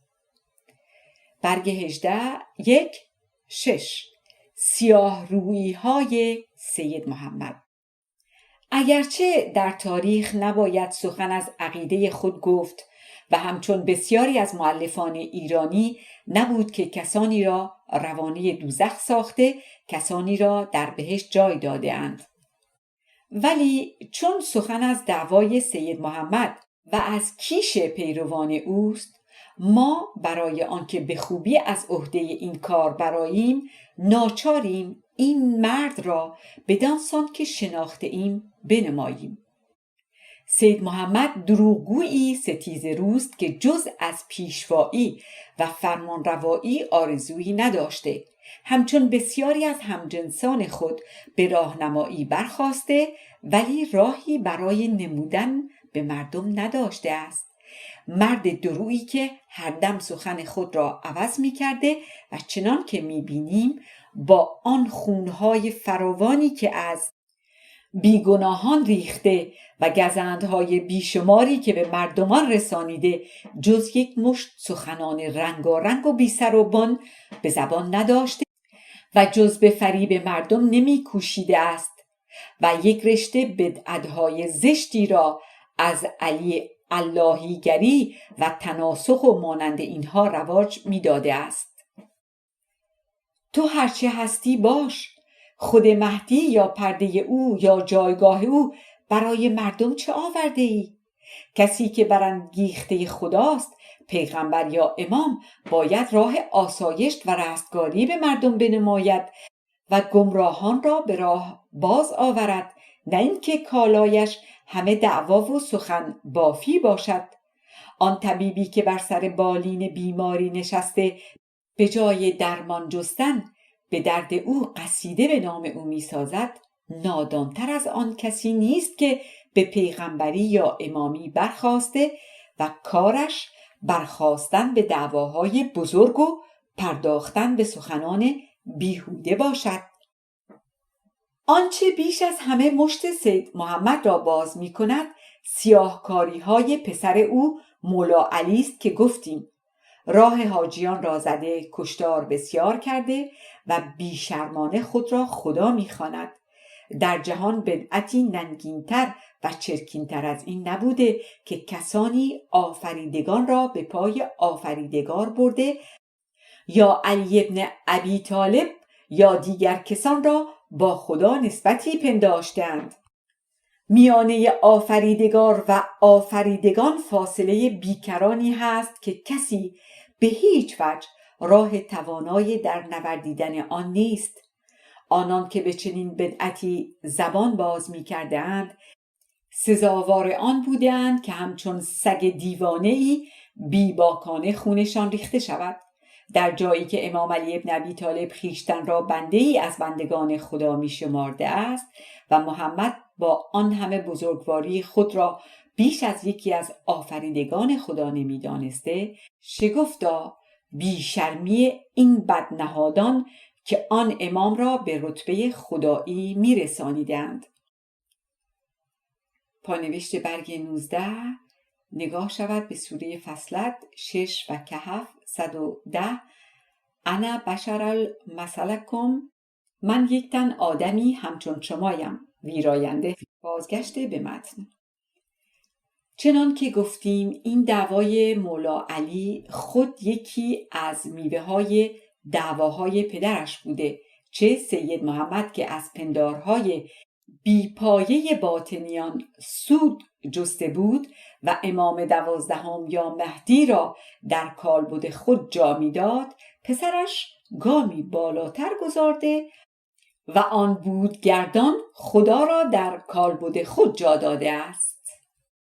این همیشه هست که چون کسی بدعتی آغاز کرد و گروه نادانی را فریفته خود ساخت، یکی از نزدیکان او گام بالاتری نهاده بدعتی زشتر آغاز می کند. مولا علی تا زنده بود سید محمد به گوشه‌ای خزیده خرسندی از کارهای او آشکار می ساخت. پس از کشتن او نیز در یکی از نوشته ها که گرفتاری ها و رنج های خود را شرح می دهد درباره پسرش چنین می گوید: پسرش چیره شده تلخی به اندازه به او چشانید و شد آنچه شد. سپس پسرش کشته شد و به رحمت خدا رسید و به سوی بهشت خرامید. خدا او را بپذیرد و بر او ببخشاید. لیکن سپس چون شنیده که امیر پیرقلی گویا پیربداغ از مولا علی بد گفته و او را به جهت ویران کردن بارگاه امام علی یزید دوم ستوده، سید محمد نامه‌ای به او می نویسد و از فرزند خود بد گفته او را دوزخی می‌خواند، بلکه از فرزندی او بیزاری جسته این دو شعر را به مناسبت یاد می‌کند. از علوی تابع ناصبیا به مذهب فما هو من ابیه و کان الکلب خیرا منها تبعا لن الکلب تبع ابیه فیه. معنی آنکه علوی که در مذهب پیرو ناصبیان باشد او از پدرش نیست و سگ از او نیکو نهادتر است، زیرا سگ جز نهاد پدر خود را ندارد. پانوشت 1/20. سلطان محمد خدابنده که یوسف ابن مطهر معروف به علامه را از حله به سلطانی خواسته و او را به گفتگو با علمای سنی برانگیخت، در آن انجمن یکی از علویان هواداری از سنیان می‌کرد. یوسف یا کس دیگری از پیروان او این دو بیت را در نکوهش آن علوی سروده است. در نامنامه اصلی کتاب تاریخ 500 ساله خوزستان برگ 280 چنین آمده: نام علامه حلی معروف است که به اشتباه در کتاب یوسف آمده. آقای وحدت از دانشمندان 4 محال یادآوری کردند که نام او حسن و نام پدرش یوسف بوده. بازگشت به متن میگوید: چون بارگاه امام علی و بارگاه حسین را تاراج کردند، مرا ناگزیر می کردند که از آن تاراج ها رصدی سهمی بردارم. من دل به کشته شدن نهاده از آن مال چیزی نپذیرفتم و این کار نه از بیم نکوهش بلکه به نام خرسندی خدا کردم. در این نامه به امیر پیرقلی درشتی ها کرده میگوید: شما و مانندگان شما از امیران چون به زیارت بارگاه امامی می روید، در آن جای پاک بادگساری کرده به مردم آزار می رسانید که هرگاه امام حسین سر از قبر در آورد، کسی از شما دست از آن زشت کاری های خود بر نمی دارد. پس چه جدایی در میان شما و شمر هست؟ میگوید: آنکه از خدا نمی ترسد و از میخواری و نابکاری با زنان و پسران نمی پرهیزد و مال مردم را به زور از دستشان میگیرد، نزد ما بدتر از راهزن است. ما به یقین میدانیم که اگر کسی از شما در کربلا بود، او نیز دست به خون حسین می آلود. با این همه شما چگونه این بدگویی ها را می کنید؟ سپس مثل آورده می گوید: آنکه پشت بام از شیشه دارد، سنگ به خانه همسایه نمی اندازد. آنکه رخت از کاغذ دارد، به گرمابه در نمی رود. از این نامه می توان دانست که سید محمد چه مرد زمختی بوده و خود این زمختی یکی از ابزارهای کار او بوده.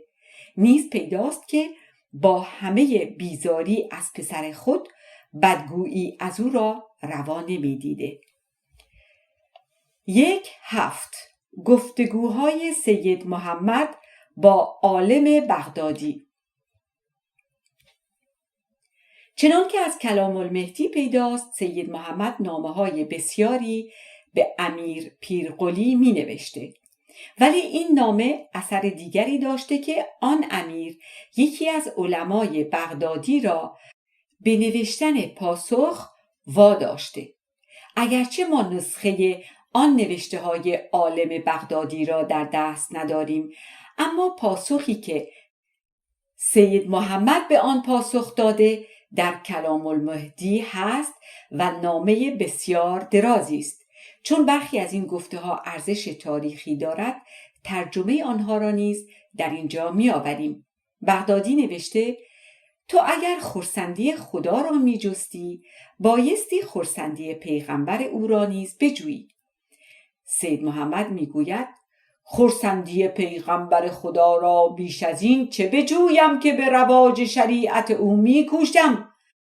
هر که از کار من آگاهی دارد می‌داند که مردمانی که هرگز نماز نخوانده اند و پدران و نیاکانشان هم نماز نخوانده بودند، مگر اندکی از ایشان و خوراک آنان جز حرام و کارهاشان جز ناستوده نبود، چنین مردمی را من به پاس شریعت پیغمبر خدا برانگیختم و به هر کجا برای آنان قاری برگماردم که حمد و سوره و دست نماز و غسل بیاموزد و از ناپاکی های دهگانه آنان را به پرهیز برانگیزد. هر که را که در کوچه های ناپاک پای برهنه راه می رود، من او را می زنم تا کفش بخرد و اگر بی چیز باشد بهای کفش را خودم می پردازم و اگر این هم نتوانستم دستور می دهم که اندکی خاک در گوشه اتاق بریزند و چون به خانه در می آیند پایهای آلوده خود را با آن خاک پاک کنند و سپس بر روی فرش یا رخت خواب راه بروند. قصاب اگر خون گوشت را نشست یا کارد را به جای ناپاکی انداخت و با آن کارد پوست گوسفندی را کند، میزنم. اگر با پای ناپاک خود پوستی را لگد کرد و گوشت را بر روی آن انداخت، میزنم. اگر کسی از چنین قصابی گوشت خرید و آن را نشست، میزنم. رنگ رزی که ریسمانهای لگد شده با پاهای ناپاک را در خم می اندازد، میزنم. آشپز یا بقال که ظرفهای خود را بر روی زمینهای ناپاک می اندازد، میزنم. هر که بر زنی یا دختری به لذت نگاه کند، میزنم. مگر طبیب که ناگزیر است. میگوید همه صنعتگران جهود که در بصره و جزایر و هویزه بودند من بیرون کردم. از زرابخانه نیز بیرونشان کردم، چرا که آنان ناپاکند. بغدادی گفته تو اگر خرسندی خدا میخواستی چرا از پسرت جلوگیری نکردی؟ سید محمد پاسخ میگوید بیش از این چه میتوانستم که کسی نزد حاکم حله فرستاده پیغام دادم که مشعشعیان آهنگ راه حاجیان را دارند. شما و امیران دیگر آگاه باشید و از این خبر فرستادن بیم کشته شدن را درباره خود داشتم. بغدادی گفته دانشی که تو ادعا میکنی خود شایسته آن فرومایگانی است که به تو گرویده اند. سید محمد میگوید کسانی که پیرامون منند مردمان نادانی بودند که به دستیاری شعشعه بر سر خود گرد آوردم و به چاره نادانی ایشان برخاستم تا به راه راستشان آوردم. گروهی از آنان درباره من و پسرانم غلو کرده بودند تا از آن غلوشان بازگردانیدیم. اکنون به پایه‌ای رسیدند که اگر همه کشته شوند روی از ما بر نمیگردانند. پایان این فایل در برگ 22. کتابخانه اینترنتی آوای بوف پیشکش می کند. نام کتاب مشعشعیان، بخشی از تاریخ خوزستان. نویسنده احمد کسروی، گویش آناهیتا ایرانی. فایل 4 برگ 22. avayaboof.com.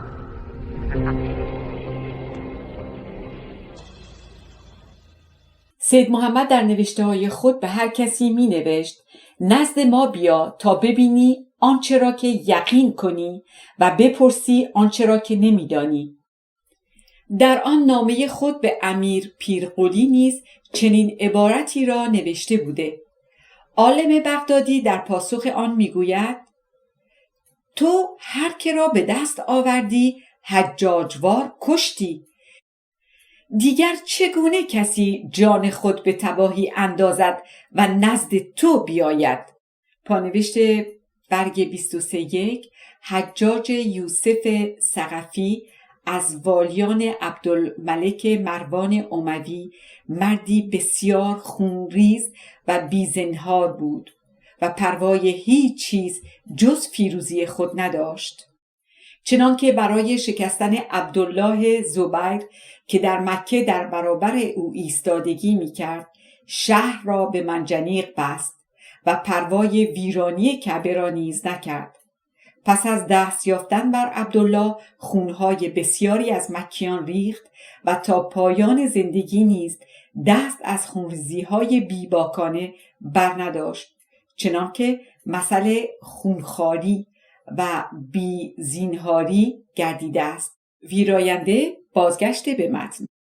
در پاسخ این جمله سید محمد 3 تن را نام میبرد که نزد او بودند و آنان را کشته است، اما برای هر یکی عذری یاد می کند. عالم بغدادی را نیز بیم دهد که به یاری خدا به دست آورده و خواهد کشت. میگوید ای بیدین بیشرف، حجاج یکی از کارکنان مروانیان بود و من از خاندان پیغمبرم، تو چگونه مرا با او یکی میخوانی؟ در جای دیگر نیز زشترین دشنام‌ها را که جز از زبان مردم فرومایه سزاوار نیست درباره عالم بغدادی که نمی‌شناسد کیست می‌نویسد. بغدادی گفته تو چگونه پسرت را دوزخی خوانده‌ای در حالی که پیش از این او را به نیکی می‌ستودی و دعا درباره او می‌کردی؟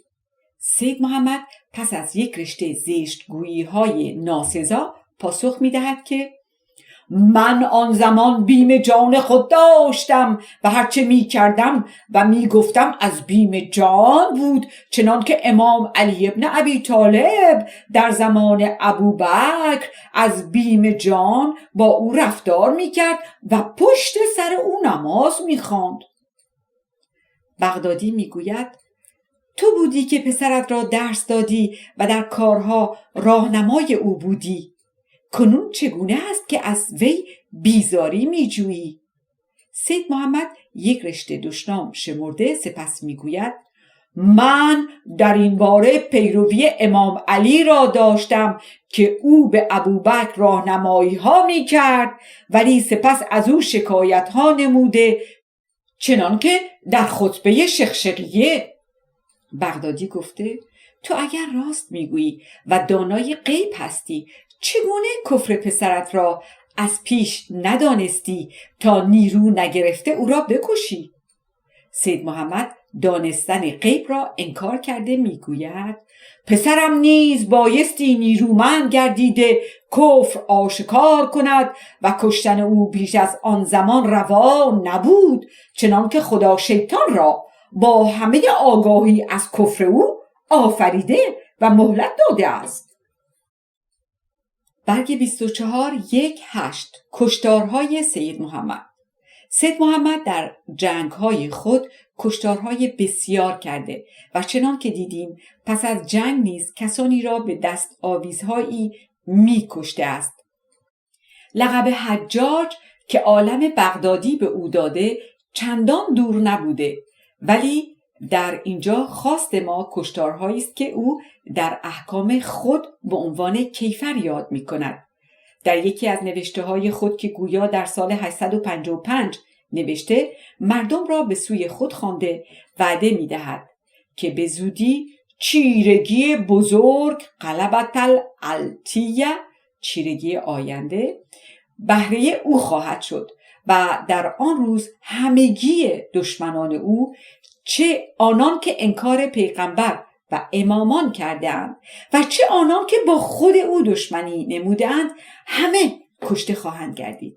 سپس 10 چیز را که اسلام ناپاک شمرده بود یاد کرده میگوید این ناپاکی ها کوچه ها و راه ها را فرا گرفته که از زمین به کفهای پاها و کفشها و نوکهای عصا رسیده و از اینها نیز به تن و رخت مردم میرسد و هر که از این ناپاکی ها نپرهیزد در آن روز چیرگی در آینده کشته خواهد شد. سپس یک رشته کسانی را یکایک شمرده همه را میگوید کشته خواهند شد. کسی که بداند زن یا کنیز یا همسایه او راه بدکاری گرفته و جلوگیری نکند، کسی که به مؤمنی دشنام دهد، کسی که پشت سر مؤمنی بد گوید، کسی که همسایه مؤمن او گرسنه باشد و او با همه توانایی نان به او نرساند، زنان نانپز یا آشپز که برهنه در کوچه ها راه رفته باشند و دست به آن پاهای ناپاک خود بزنند یا پاهای ناپاک خود را به هیزم‌ها یا به تنور بسایند، کسی که پسر او یا زنش رخت خواب او را با پای ناپاک خود لگد کرده باشد، کسی که به زن دیگری یا به کنیز دیگری از روی لذتیابی نگاه کند، مگر طبیب در هنگام درمان جستن، ولی اگر او هم نگاه از روی خواهش دل کند کشته خواهد شد.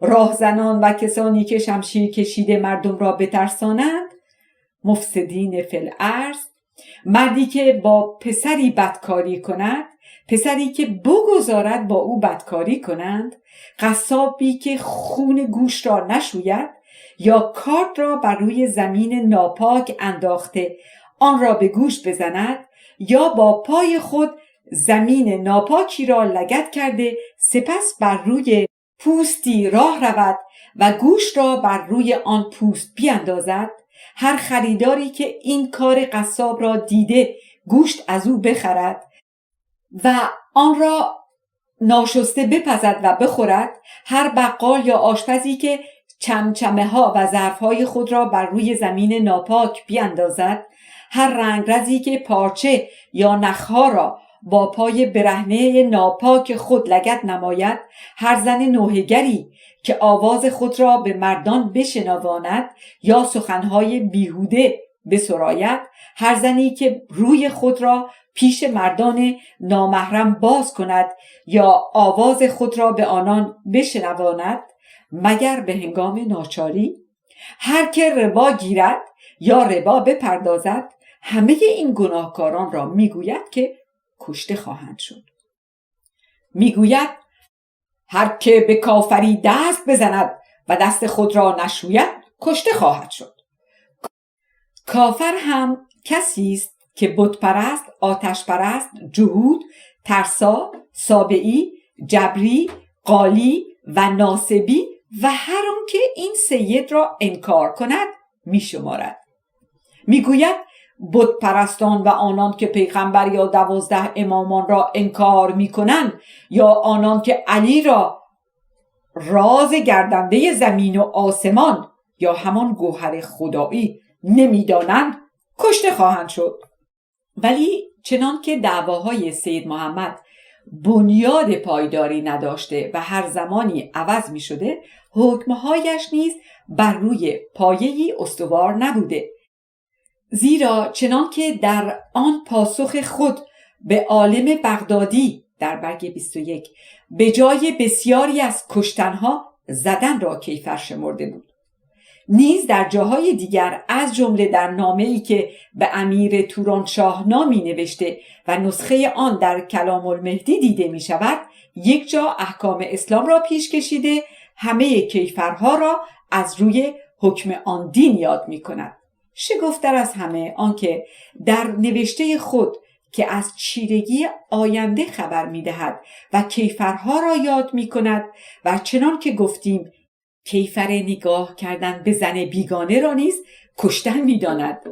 در جای دیگری از آن می گوید هر که به زن مرد نیکی نگاه کند چشمهای او را می کنم. دانسته نیست که این کیفرهای رنگارنگ چه علتی داشتند.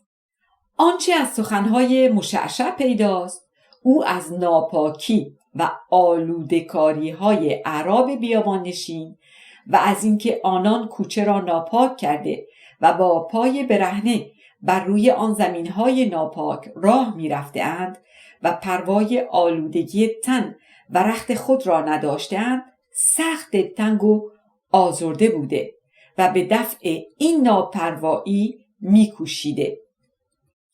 این است که در نوشته‌های خود این موضوع را پیاپی یاد می‌کند و کیفرهای سخت درباره این ناپاکی‌ها می‌شمارد. شاید تنها کار نیک سید محمد این کار بوده و چون به راستی ناپاکی و آلوده‌کاری از بزرگترین عیب یک مردم است، آن کیفرهای سخت را نیز در این باره نابجا نباید دانست. ولی کیفرهای دیگر بیشتر آنها نابجاست و اینکه مشعشع سزای گناههای کوچک را نیز کشتن می‌دانسته خود دلیل خونخواری اوست. 9. نادانی‌های سید محمد. چنان که گفتیم سید محمد گاهی دعوای خود را کوچک کرده خیشتن را جانشین امام 12 می‌شمارد. گاهی نیز فرصت به دست آورده هرچه بالاتر می رود و خود را به رده پیغمبران می رساند. در یک جا آشکاره می گوید به این سید الهام رسیده دانسته های خود را از کلینی نگرفته است. پانوشته و هذا السید الذی ظهر ملهم به ثواب الخز من کلینی ولا من غیره. بازگشت به متن. از کلام المهدی پیداست که او مشق قرآن سازی نیز می کرده. همچنین به پیروی امامان که برای هر کدام زیارتنامه درست کرده اند، او نیز زیارتنامه برای خود نوشته که گویا پیروان هر روز بایستی آن را بخوانند. نیز مناجات هایی بافته که در آنها خیشتن را ولی الله می نامد و مریدان بایستی آن مناجات ها را خوانده برای ولی الله یاوری و پشتیبانی از خدا بطلبند. ولی با همه لافهایی که سید محمد از دانش و فهم خود میزند و خود را داناترین مرد روی زمین میخواند، از سخنانش پیداست که مرد بسیار نادان و کودنی بوده و از آگاهی هایی که هر باسوادی باید دارد هم بی بهره بوده است. نمونه آگاهی های او از فن تاریخ اینکه در چند جا از نوشته های خود میگوید عیسی را کشته و سرش را بریده برای زن بدکاری به مصر ارمغان فرستادند. درباره نرجس خاتون مادر امام 12 همیشه می نویسد که او دختر قیصر روم بود. نمیدانم از پافشاری در این باره چه خواستی داشته است. شنیدنی آنجاست که میگوید چون عباسیان روم را گشودند دختر قیصر اسیر افتاد و او را به بغداد آوردند، ولی کسی نشناخت و خدا او را بیمار ساخت تا کسی دست به سوی او دراز نکند و چون در بازار می فروختند دختر امام علی نقی که او را خریده بود به برادرش حسن عسکری بخشید و از او مهدی پسر حسن زاییده شد. درباره داستان مرگ امام رضا شرحی می‌دهد که بسیار احمقانه است. میگوید خلیفه مأمون از بغداد به بهانه زیارت قبر پدر خود هارون که در طوس بود بیرون رفته انگورهای تازه چیده در ظرفهای عسل جا داده و آن ظرفها را به استرها و شترها بار کرده همراه برد و چون به طوس رسید آن انگورها را بیرون آورد، به دست طبیبی که همراه برده بود با نخ و سوزن زهرآلود ساخت و به دست فرستاده‌ای نزد امام فرستاده پیغام داد که تحفه عراق است که همراه خود آورده‌ام و امام از آن انگورها خورد و پس از 3 روز درگذشت. در یک جا به مناسبتی نام بخت و نصر را برده میگوید او دعوای خدایی میکرد و مجوسان هنوز هم او را خدا میدانند. چنان که گفتیم با این نادانی ها و کودنی ها گاهی خود را دانای روی زمین اعلم درس می‌خواند. گاهی هم میگوید خدا دانش‌های همه پیغمبران را به من بخشیده. گاهی نیز دعوای غیبدانی نموده می‌نویسد هر که به من دشنام می‌دهد من او را دانسته می‌کشمش. بدتر از همه ستیزه رویی و بیشرمی این مرد است که سخنی را که در اینجا میگوید در جای دیگر پاک آن را وارانه میگرداند و هرگز شرمی نمی کند. یک رشته از وارانه گویی های او را آوردیم که هم دعوا و هم احکام خود را پیاپی تغییر میداده و با هر کسی به مناسبت حال او سخنی میرانده. با آنکه او آشکارا عقیده علی اللهیگری داشته و بارها این عقیده را شرح می‌دهد، باز در جایی حدیثی را که از پیغمبر اسلام نقل کرده به این عبارت ای علی، دو کس درباره تو تبهکار است. یکی دوستداری که تو را از پایگاهت بالا میبرد و دیگری دشمنی که تو را از جایگاهت پایین تر میگذارد. یا علی اهلک فیک اسنان محب قال و مبغض قال. و نیز روایتی را که از زبان یکی از 12 امام آورده شده است بدین سان ما را از پایه خدایی پایین تر بگیرید و هرچه میخواهید درباره ما بگویید نقل میکند. نزالون عن اربابویه و قالوا فینا ما شئتم. همه دیدیم که او قالیان را از جمله کافران شمرده کشتن آنان را در چیرگی آینده وعده می‌دهد، بلکه کسی را که دست به یک قالی بزند و آن را نشورد وعده کشتن می‌دهد. کسی نمی‌پرسد که قالیان مگر جز آن نادانانی‌اند که امام علی یا کسان دیگری را به پایه خدایی می‌رسانیدند یا کارهای خدا را به آنان نسبت می‌دادند و تو و پیروان تو که آن امام را خدا می‌دانید آیا قالی نیستید؟ نیز چنان که گفتیم او امام 12 پسر حسن عسکری را همچون دیگر امامان مرده می‌دانسته و این است که خیشتن را به جای او ادعا می‌نموده. فشرده گفته‌های او و دلیل‌هایی که می‌آورد همین ادعاست و بس. با این همه در چند جا حساب عمر آن امام را رفته میگوید تا امسال 600 و فلان اندازه سال دارد.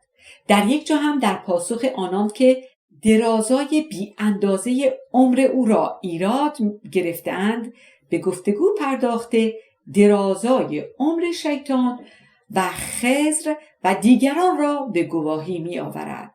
به هر حال در سراسر گفته های او سخنان رنگارنگ و وارانگویی های فراوانی پیداست و او این کار را عیب یا گناه نمی شمارده است. برگ 29 1-10 انجام کار سید محمد. پس از مرگ مولا علی، سید محمد بار دیگر رشته های کارها را به دست گرفته در خوزستان و جزایر و بخشی از عراق حکمرانی داشت. در همان سال 836 خورشیدی اسلامی که گفتیم مولا علی کشته گردید، امیر ناصر نامی از امرای عراق آهنگ جنگ مشعشعیان کرده به بغداد رفت و از آنجا سپاه بزرگی آراسته روانه واسط گردید که به خوزستان درآید. سید محمد خبر او را شنیده با سپاهی به جلوی او شتافت و در نزدیکی واسط 2 سپاه به هم رسیده جنگ سختی کردند و فیروزی از آن سید محمد گردید. قاضی نورالله می نویسد همگی آن جماعت در جنگ او کشته شدند و احدی از ایشان بیرون نرفت. پس از این حادثه کسی آهنگ جنگ مشعشعیان نکرد و چون پیر بوداق که فرمانروای عراق و فارس بود با پدرش جهانشاه نافرمانی میکرد و گرفتار کار خود بود و از سوی دیگر او به تعصب شیعیگری نبرد با مشعشعیان را صرفه خود نمیدانست، این بود که سید محمد آسوده به حکمرانی پرداخت و تا سال 866 خوش و آسوده روز می‌گذاشت. در این زمان آسودگی و خوشی است که او با پیرقلی نامه‌نویسی‌ها کرده و آن گفتگوها را که نقل کردیم نموده است. هم در این زمان است که بسیاری از نگارش‌های خود را از مناجات و زیارتنامه و قرآنسازی و مانند اینها نوشته است. باری در سال 840 خورشیدی اسلامی سید محمد را مرگ دریافته با موی سفید و روی سیاه زیر خاک رفت و از خود جز یک رشته بدعت‌های زشت و یک دسته پیروان گمراه به یادگار نگذاشت. پانوشت برگ 29 قاضی نورالله سال مرگ او را 870 نوشته، ولی چون سید علی و دیگران سال 866 را نوشتند، ما نوشته اینها را پذیرفتیم. بازگشت به متن. برگ 11 سید محسن.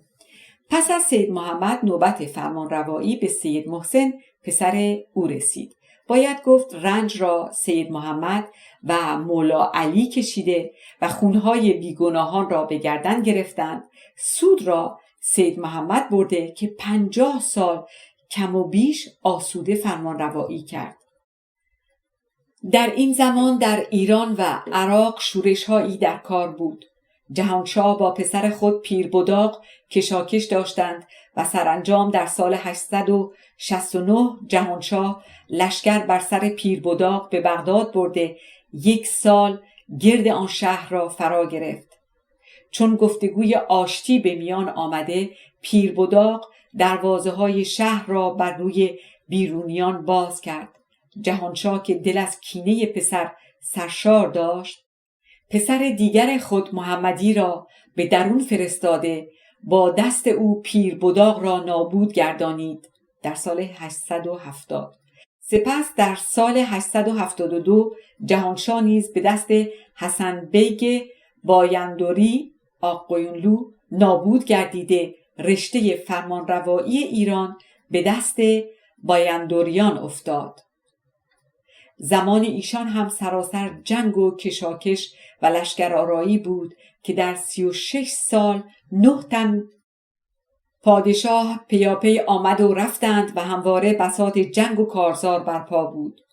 در نتیجه این سستی و ناتوانی ایرانیان بود که شیخ اغلی صوفی بچه 15 ساله با گروهی از درویشان به پادشاهی برخاسته در اندک زمانی بر سراسر ایران چیره گشتند. باری این شورش ها زمینه شایسته‌ای بود که سید محمد مشعشع 40 سال آسوده حکم راند و چون در برابر خود دشمنی پافشار نداشت، به شکوه و نیروی مشعشعیان بیش از بیش افزود. در زمان او سراسر جزایر و خوزستان و بصره و آن نواحی تا بیرون بغداد و بهبهان و کوهگیلویه و بندرهای خلیج فارس و بختیاری و لرستان و پشتکوه، بلکه به نوشته سید علی کرمانشاهان نیز در زیر دست مشعشعیان بود. سید محسن اگرچه در خونریزی و مردم آزاری به پای پدر و برادر نمی رسید، به یک بار بی بهره از آنها نبود. این نیز به خونریزی های بیهوده برمیخواست، چنان که پس از مرگ حسن بیگ در سال 882 2 بار لشکر بر سر بغداد برد و در پیرامونهای آن شهر کشتار و تاراج بسیار کرد. چون کاری نتوانست به هویزه بازگشت. سید علی می نویسد در زمان سید محسن نخستین بار منتوج در نواحی بصره پیدا شدند و شیخ ایشان شیخ یحیی ابن محمد اعمی بود و به بصره دست یافتند. سید محسن لشکر به آنجا برده یحیی را کشت و با پسر او آشتی کرده چنین نهاده که پولی روزانه بپردازد. پانوشت برگ 1. اعراب منتفج در غرب رود کارون و کشاورزند. این تلفظ و شرح از جغرافیای سیاسی کیهان گرفته شده. ویراینده بازگشت به متن. چنان که گفته ایم در این زمان بازار شیعیگری و سنیگری بسیار گرم بود و چون مشعشعیان نام شیعه بر روی خود داشتند، فقها و مؤلفان شیعه رو به سوی آنان می آوردند بی آنکه پروای بدعت‌های زشت آنان بکنند.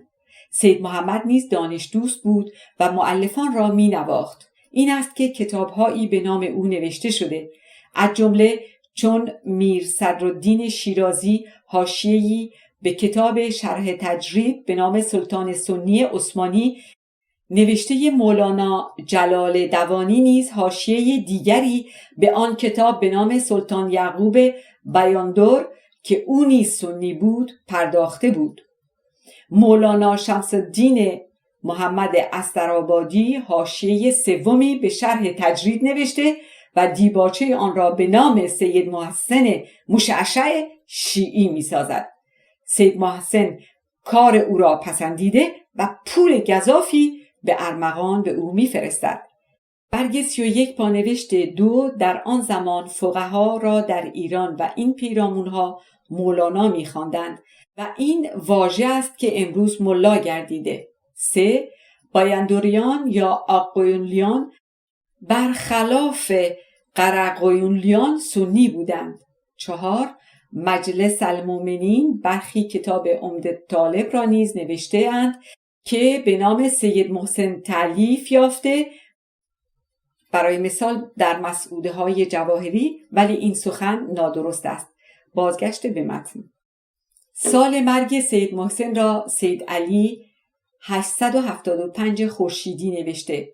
از بنیادهای او که شناخته بوده با روی شهر هویزه و در آنجا که محسنیه نامیده می شده است. 1:12 سید علی و برادرش ایوب. پس از سید محسن پسر او سید علی جانشینش گردید. قاضی نورالله و دیگران نام او را با برادرش ایوب یک جا نوشتند، ولی باور کردنی نیست که دو تن در یک جا فرمان روا باشند. باید گفت که ایوب به جای وزیر یا پیشکار بوده. در این زمان در ایران حال دیگری بود. شیخ اغلو که اکنون خود را شاه اسماعیل می‌خواند، برخاسته به پشتیبانی صوفیان شهرهای ایران را یکایک به دست آورده کیش شیعی را با زور شمشیر رواج می‌داد. از شگفتی‌های تاریخ است که شیخ صفی در آغاز قرن 8 مردی بوده سنی و پارسی زبان، سید هم نبوده، ولی نوه ششم او اسماعیل در آغاز قرن 10 با کیش شیعی و زبان ترکی به پادشاهی برمیخیزد.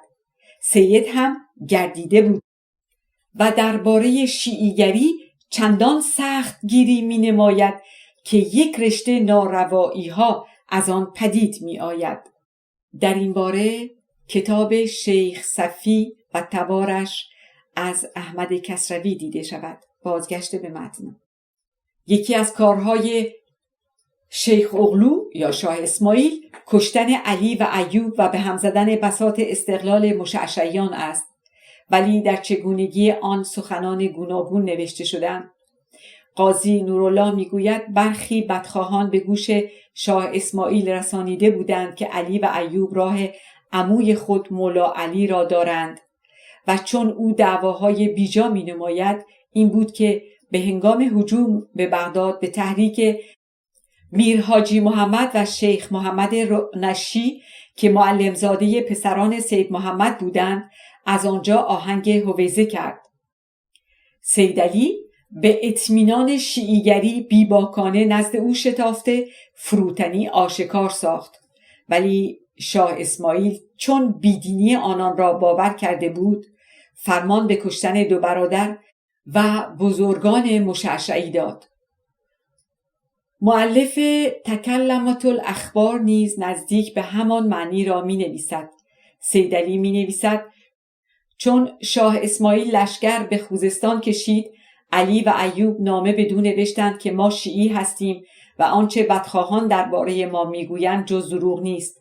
شاه اسماعیل این سخن را از ایشان پذیرفته بازگشت و ارمغانها برای ایشان فرستاد. لیکن سپس علی و ایوب در شوش که سید محسن تعمیر کرده و بارو گرد آن کشیده بود نشیمن داشتند حاکم شوشتر که از ایرانیان بود آنان را به نام میهمانی و رفتن به شکار بیرون خوانده و دستگیر ساخته بکشت. در تذکره شوشتر هم میگوید سید علی و ایوب به نام سیادت و همکیشی در هجوم بغداد به شاه اسماعیل پیوستند و او ایشان را بگرفته بکشت. سپس چون لشکر به هویزه کشید سید فیاض پسر دیگر سید محسن به جنگ بیرون آمده خود او با سپاه کشته گردید. ولی همه اینها نادرست است. پانوشت برگه 1 قاضی همیشه می‌خواهد پرده بر روی بدیهای مشعشعیان بکشد و این است که جنگ آنان را با شاه اسماعیل و کشته شدن ایشان را در جنگ به زیان آن خاندان دانسته و پرده پوشی کرده است. گفته های سید علی نیز پدید آمده از گفته های قاضی و از افسانه هایی است که در زبانها بوده. اما تذکره شوشتر همانا مؤلف آن چون نام فیاض و جنگ او را با شاه در حبیب السیر و دیگر تاریخ ها دیده و از سوی دیگر نوشته قاضی را در یاد داشته از روی هم رفته آن 2 خبر نوشته خود را درآورده، در حالی که فیاض جز سید علی نمیتواند بود. پایان این فایل در برگ 33. کتابخانه اینترنتی آوای بوف پیشکش می کند. نام کتاب مشعشعیان، بخشی از تاریخ خوزستان. نویسنده احمد کسروی. گویش آناهیتا ایرانی. فایل 5 برگ 33. avayaboof.com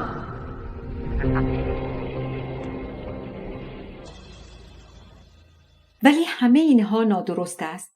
آنچه راست و باور کردنی است نوشته مؤلف حبیب السیر است که خود او همزمان شاه اسماعیل بوده و کارهای او را به گشادی نوشته است.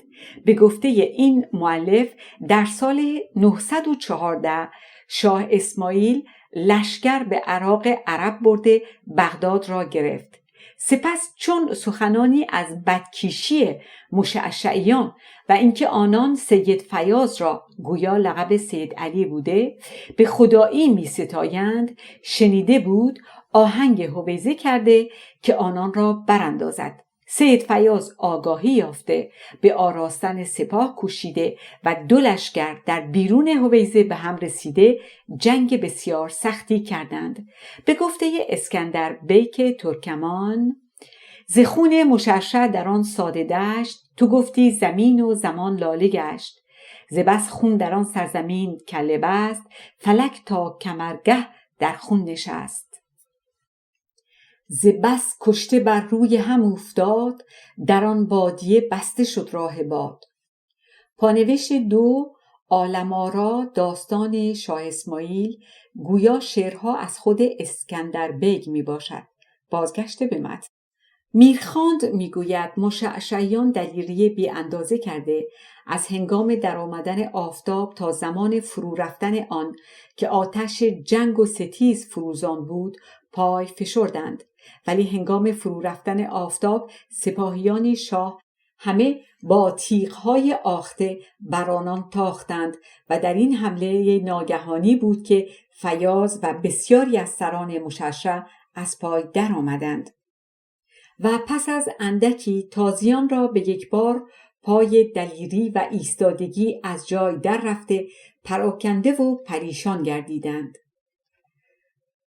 پانوشت برگ 33-4 شگفت است که در روضة الصفا و منتظم ناصری که مختصر داستان این جنگ را می نویسند درباره سید فیاض می نویسند که او گریخته و جان به در برده. گویا گریختن سید فلاح است که به نام فیاض نوشتند. بازگشت به متن.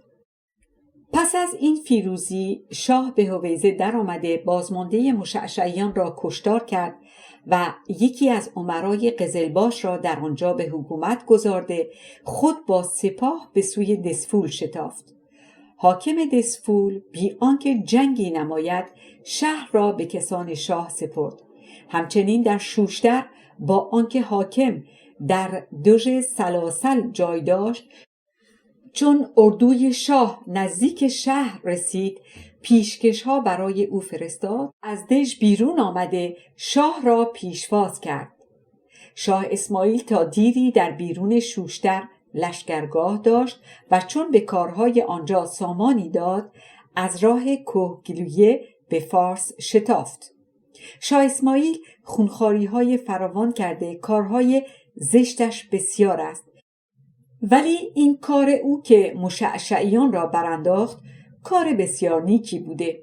چه اینان بدعتهای زشتی آشکار کرده مردم ناپاکی بودند، ولی باید گفت بدی بدتر آن را برانداخته است. قاضی نورالله می نویسد که سید محسن و فرزندانش به دست نیای او میر نورالله مرعشی که فقیه به نامی در شوشتر بوده از بدعتهای خود توبه کرده به راه راست بازگشته بودند، ولی دیگران آخشیج ضد آن را نوشتند. چنان که گفته ایم فقها و علمای شیعه به تعصب شیعیگری چشم از بدعتهای زشت مشعشعیان پوشیده به آنان نزدیکی می جستند. مشعشعیان نیز آنان را نواخته کالا و خواسته از ایشان دریغ نمی کردند و شاید پاره‌ای بدعتهای خود را نیز از آنان پنهان می داشتند و این است که میر نورالله و دیگران توبه و بازگشت آن گروه را شهرت دادند. باری بدین سان دوره خودسری مشعشعیان در خوزستان که 70 سال از سال 845 تا 914 درازی یافته بود سپری گردید. در این دوره 3-4 تن بیشتر فرمان روایی نکردند، لیکن دیری نمی گذرد که دوباره آن خاندان بر روی کار می آیند و دوره دوم تاریخ آنان آغاز می شود که اگرچه جز به بخش غربی خوزستان دست نداشتند و خود دست نشانده پادشاهان صفوی بودند، ولی زمان آن بسیار درازتر از دوره نخست گردیده 260 سال بیشتر تا زمان نادرشاه و کریم خان درازی می‌یابد. چنان که تاریخ آن دوره را نیز جداگانه می‌نویسیم. برگ 35 2 والیان عربستان 2-1 سید فلاح.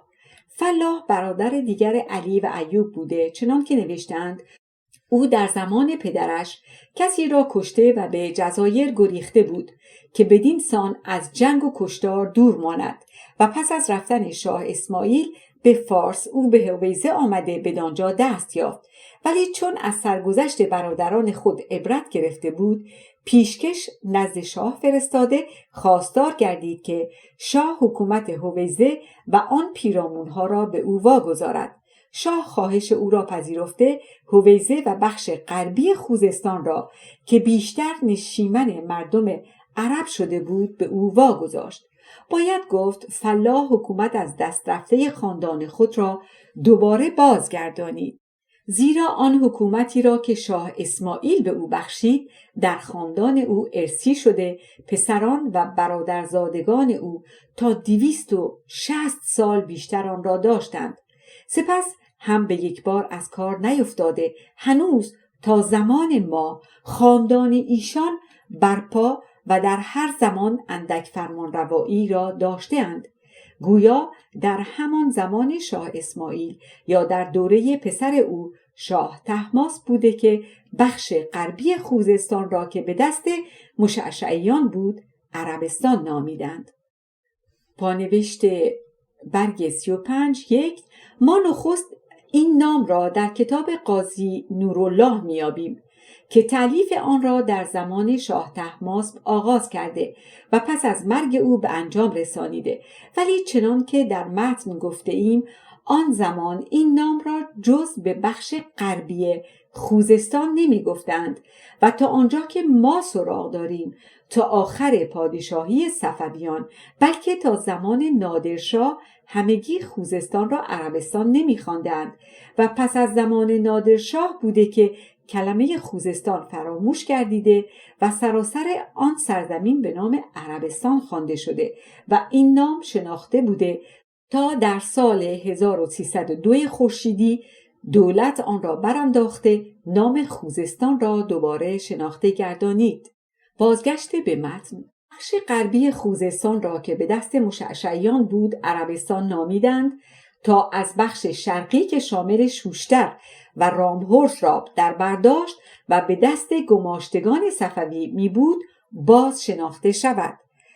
پانوشت برگ 36. این بخش خوزستان گاهی جزء بویگلربیگی کهگیلویه گرفته می شده و چون کهگیلویه نیز جزء فارس است، از اینجاست که برخی کتاب نویسان در زمان صفوی شوشتر را از فارس شمردند. بازگشت به متن. این را یکی از نفهمی‌های شاه اسماعیل باید شمرد که پس از آنکه مشعشعیان را برانداخته بود دوباره میدان حکمرانی به ایشان داد. اگر بگوییم پاس دلخواه عرب را داشته که به فراوانی در خوزستان نشیمن گرفته بودند و میخواست آنان پیشوایی از خودشان داشته باشد، باری بایستی از دیگر خاندانها این پیشوا را برگزینند، نه از مشعشعیان که لذت استقلال را چشیده و هیچگاه دل با دولت صاف نداشتند. در همین کتاب خواهیم دید که سید فلاح و جانشینان او همیشه مایه دردسر و نگرانی دولت بودند و کمتر زمانی خوزستان آرام می شده. در این برگ 2 سکه به نام فلاح ابن محسن زده شده با لا اله الا الله محمد رسول الله روی این سکه ها و از شوشتر. 2 سید بدران. سال مرگ فلاح را سید علی 920 نوشته. پس از وی نوبت حکمرانی به پسر او سید بدران رسید. از او آگاهی بسیار در دست نیست. قاضی نورالله او را در شجاعت و کرم یگانه روزگار ستوده میگوید اوامر و نواهی درگاه شاهی را مطیع و منقاد بود. سید علی داستانهایی از او آورده که چون درست و نادرست آنها را نمیدانیم در اینجا نمی آوریم. میگوید او نخستین کسی از مشعشعیان بود که در سفرهای خود بر استر می نشست. از گفته های او پیداست که بدران پاره زشتکاری ها نیز داشته است، از جمله زشتکاری با پسران. دین اسلام کیفر آن را کشتن و سوختن گفته و در کیفرهای سید محمد نیز دیدیم که کشتن را کیفر آن شمرده و پرهیز نداشته. در این زمان در خوزستان خاندان دیگری به نام رعناشیان پدید آمده بود که از جانب پادشاهان صفوی حکمرانی بخش شرقی آن را داشتند. چنان که داستان ایشان را جداگانه خواهیم سرود. یکی از ایشان خلیل الله نام را با سید بدران جنگ‌هایی رفت. سپس چون خلیل الله از شاه نیز فرمان نپذیرفته خراج نمی‌فرستاد، شاه امرای کوهگیلویه را با سید بدران به جنگ او فرستاد و ایشان دسفول را گرد فرا گرفتند. لیکن در این میان خبر مرگ شاه اسماعیل رسیده ناچار شدند دست از شهر برداشته به جای خود بازگردند. از تکلم الاخبار. 2 سید سجاد. به نوشته سید علی مرگ بدران در سال 920 خورشیدی بوده. پس از وی نوبت حکمرانی به پسرش سید سجاد رسید. در همان سال آغاز پادشاهی او بود که چون علاءالدوله رعناشی پسر خلیل الله نیز گردنکشی آشکار می ساخت، شاه طهماسب لشکر بر سر او به دسفول برد. سید سجاد این شنیده نزد شاه شتافت و فروتنی و چاکری آشکار می ساخت. شاه او را نواخته با فرمان والیگری بازگردانید. پانوشت برگ 37 2 از عالم آرا برگ 72. شگفت است نام این مرد در کتابها به غلط برده شده.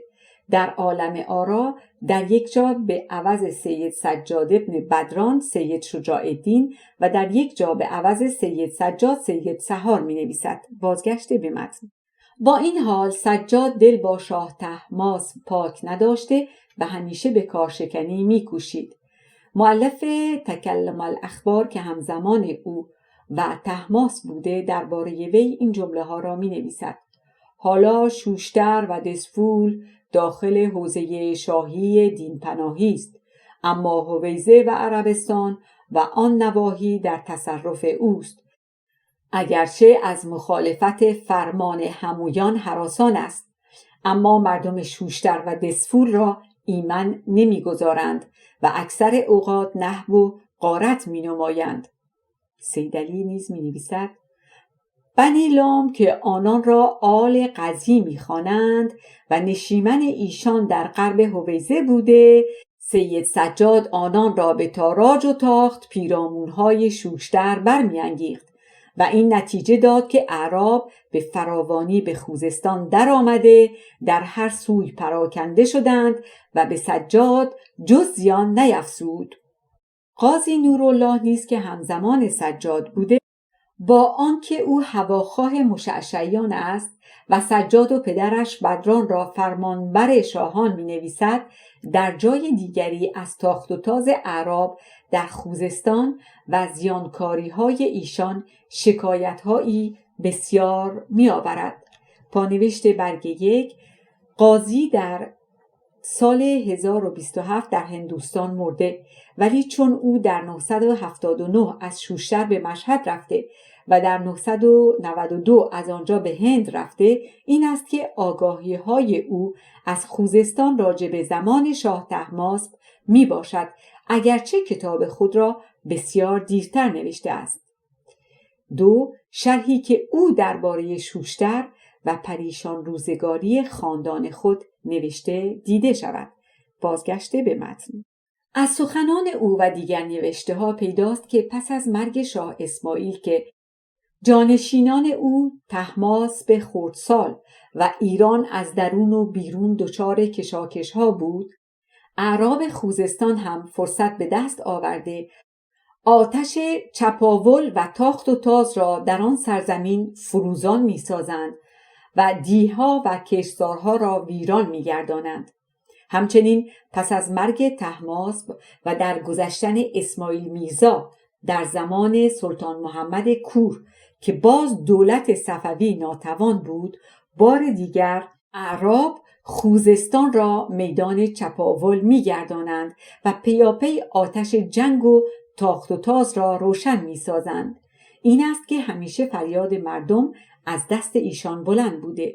گویا در همان زمانها بود که آل سلطان از اعراب عراق به خوزستان آمده و با آل مشعشع آغاز دشمنی می نمایند و از این دشمنی بهانه به دست هر دو گروه افتاده به نام جنگ و کشاکش با یکدیگر آتش به خرمن دارایی مردم می زنند.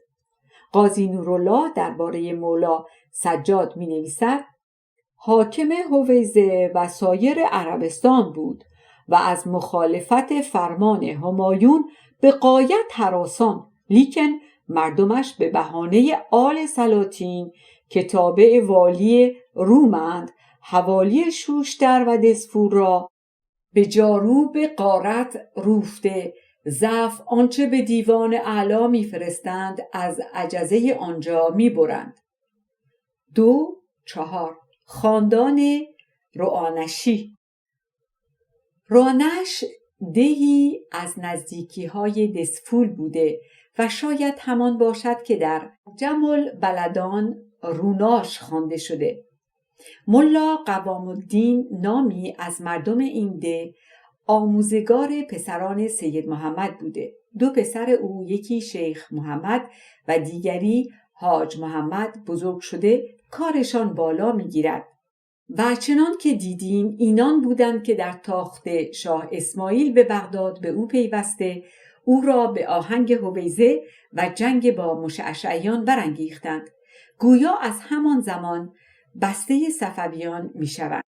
در تکلمت الاخبار می نویسد: آخر حاجی محمد با دست برادرزاده‌اش خلیل الله کشته شد.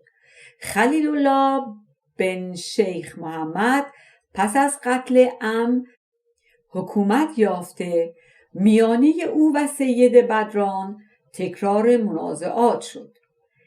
این عبارت هم ناروشن است. شاید مقصود آن باشد که خلیل الله پس از مرگ پدرش شیخ محمد به جای او حکومت دسفول یافته، سپس هم عموی خود را کشته به شوشتر نیز دست پیدا کرده. به هر حال نشیمن خلیل الله دسفول بوده است.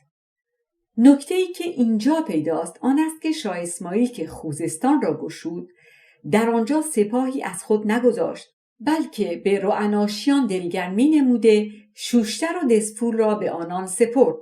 به هویزه نیز حاکمی گماشت. از اینجا بود که پس از رفتن او از خوزستان سید فلاح به آنجا بازگشته و به آسانی به هویزه دست یافت و بدین سان نیمی از خوزستان در دست رعناشیان و نیمی در دست مشعشعیان بوده که به گفته تکمله در زمان بدران و خلیل الله میانه دو خاندان جنگ‌های بسیار روی می‌دهد بی آنکه شاه بتواند آنان را به سر جای خود نشاند. به عبارت دیگر شاه اسماعیل جز نام و نشانی در خوزستان نبوده. سالانه اندک مالی نیز به عنوان خراج نزد او می‌فرستادند. سپس خلیل الله از فرستادن خراج هم به شاه خودداری می‌کند و از هر باره به خودسری برمیخیزد. این است شاه اسماعیل سرکردگان کهگیلویه و سید بدران را به جنگ او برمی‌انگیزد و اینان لشکر آراسته در سال 903 آهنگ دسفول می‌کنند و آن شهر را گرد فرا می‌گیرند.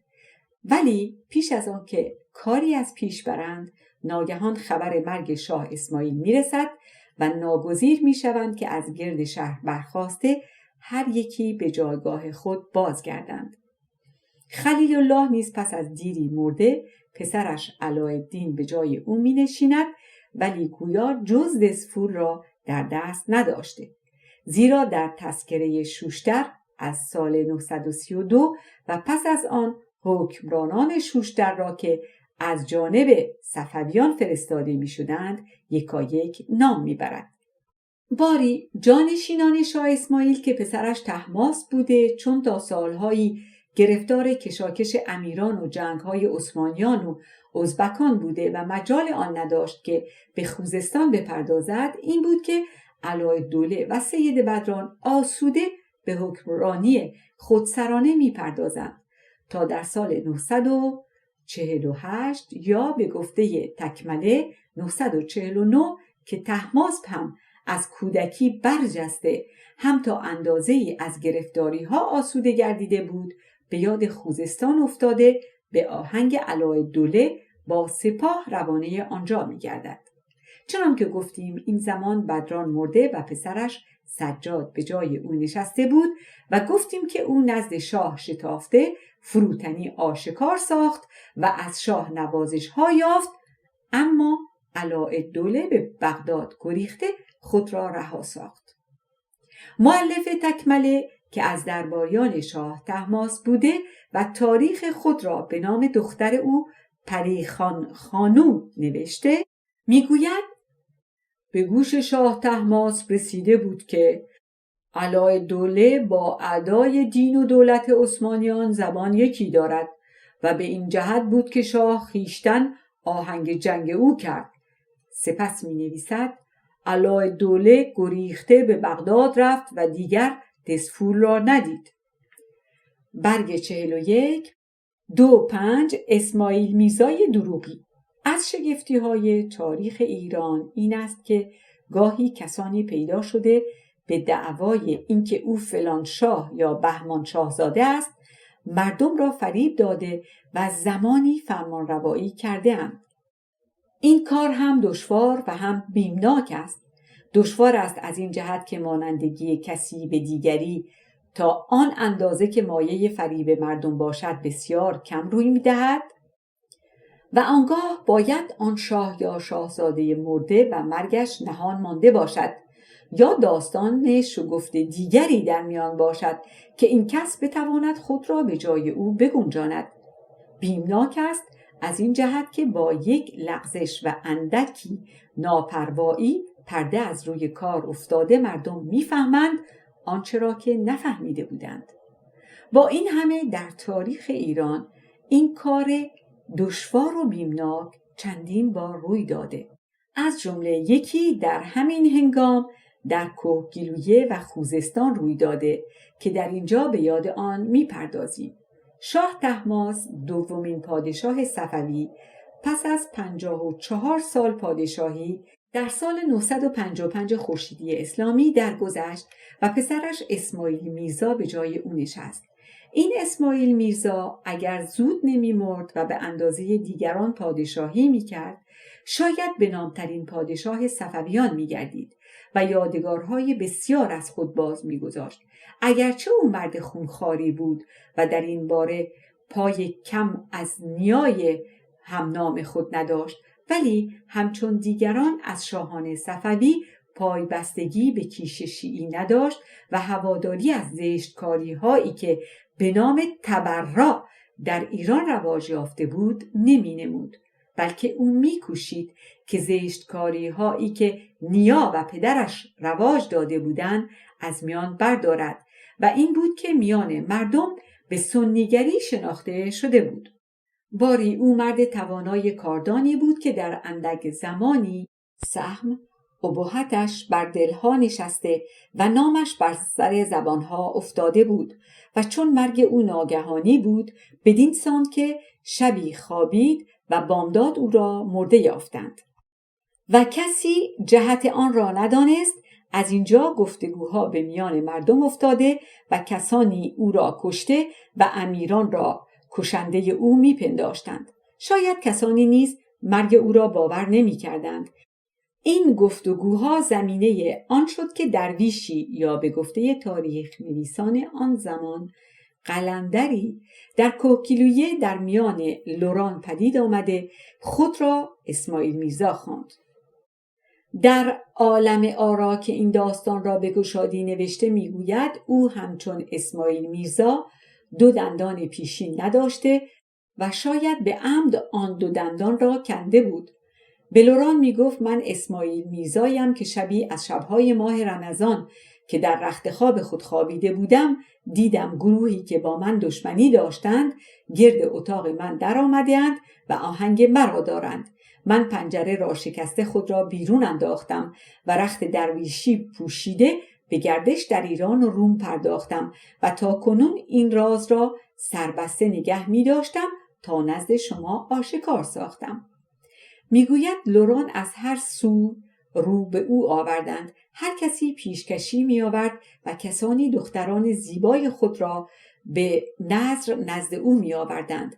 در اندک زمانی 20,000 تن مرد پیرامون او گرد آمدند. چنان که در جای دیگر خواهیم گفت این زمان گروه انبوهی از ایل ترک افشار در کهگیلویه و خوزستان نشیمن داشتند و چون رسم صفویان بود که هر ایلی را در یک ولایتی نشیمن داده و اختیار حکمرانی آنجا را نیز به آن ایل می سپردند، اختیار کهگیلویه و خوزستان نیز به دست افشاریان افتاده بود. ولی این هنگام خلیل خان بزرگ افشار به قزوین نزد سلطان محمد رفته بود و در کهگیلویه پسرش رستم حکمرانی داشت. او سپاه آراسته به دفع درویش شاهنما برمیخیزد و در میانه جنگ‌های بسیار می‌رود که در همه آنها فیروزی از درویش بوده و رستم و گروه انبوهی از افشاریان نابود می‌شوند و زنان ایشان به دست لران می‌افتند. در نتیجه این فیروزی‌ها آوازه اسماعیل میرزا به همه جا رسیده، از هر سوی مردم به جستن خوشنودی او برمیخیزند و او در دهدشت کرسی کهگیلویه که از دست افشاران درآورده بود استوار نشسته به فرمان روایی برمیخیزد. به گفته اسکندر بیگ تاریخ نویس میانه او با سید سجاد و مردم شوشتر و دسفول نیز سازش هایی بوده. این است که چون زمانی از لوران بی‌پروایی می‌بیند، به خوزستان آمده در شوشتر و دزفول نشیمن می‌گیرد و از سید سجاد یاوری می‌خواهد. لیکن در این میان داستان دیگری روی می‌دهد که او را بی‌نیاز از سجاد و دیگران می‌سازد. بدین سان که چون آوازه پیدایش او و کشته شدن رستم و افشاریان به دست لوران به دربار صفوی رسیده بود، خلیل خان با شتاب روانه کهگیلویه می شود که خیشتن چاره کار نماید، ولی پیش از آن که به کهگیلویه برسد با دست لوران نابود می شود. از اینجا بار دیگر کار اسماعیل میرزا رونق گرفته. لوران به هواخواهی او جنبش می کنند و او از یاوری سید سجاد بی‌نیاز گردیده بار دیگر به دهدشت آمده استوار می نشیند. از گفته های اسکندر بیگ تاریخ نویس چنین برمی آید که زمان حکمرانی و کامگذاری او بیش از 3 یا 4 سال کشیده. از خوشبختی او در این زمان نوبت پادشاهی ایران به سلطان محمد خدابنده رسیده و او که از چشم نابینا و از جربوزه مردی، استعداد مردی، سخت بیمایه بود، خیشتن کاری نتوانسته رشته فرمانروایی را به دست زن و پسر نوجوان خود سپرده بود. اینان هم از یک سوی گرفتار جنگ عثمانی بودند که آذربایجان و آن پیرامونها را از دست داده به قزوین بازگشته بودند و از سوی دیگر 2 تیرگی میانه اینها افتاده گروهی در خراسان عباس میرزا پسر دیگر شاه را به پادشاهی برداشته بودند و این خود مایه نگرانی و گرفتاری سلطان محمد و درباریانش بود. اگر پافشاری ایل افشار نبود، شاید کسی از دربار به اندیشه این درویش شاهنما نمی افتاد. ولی افشاریان چون 2 تن از پیشروان خود را با گروهی از جوانان از دست داده بودند، این بود که آرام ننشسته فشار به دربار شاه می آوردند. در سایه این کوشش آنان بود که سلطان محمد اسکندر بیگ برادرزاده خلیل خان را از قزوین به کهگیلویه فرستاده، ایل ذوالقرد را نیز از فارس به یاری او مأمور کرد و اینان سپاه بزرگی آراسته بر سر دهدشت آمدند. از آن سوی چنان که گفتیم که از دشوارترین کارهاست که کسی چنان دروغی را تا همیشه در پرده نگاه دارد، اسماعیل میرزا نیز کم کم دروغش پیدا می شد و لوران از او رمیده از پیرامونش پراکنده می شدند. این بود که افشاریان و ذوالقدریان به آسانی توانستند بر دهدشت دست یافته اسماعیل میرزا را دستگیر نمایند و او را کشته سرش را نزد سلطان محمد فرستادند. بدین سان روزگار این شاه دروغی به سر آمد. اما در عالم آرا می نویسد که چون آوازه او و شهرت فیروزی‌هایش پراکنده شده بود، در چندین جای دیگر اسماعیل میرزاها پدید آمد و هر یک زمانی بود تا برانداخته شدند. پایان این فایل در برگ 44. کتابخانه گویای اینترنتی آوای بوف پیشکش می کند. نام کتاب مشعشعیان، بخشی از تاریخ خوزستان، نویسنده احمد کسروی، گویش آناهیتا ایرانی. برگ 44 2-6 سید زنبور. avayaboof.com.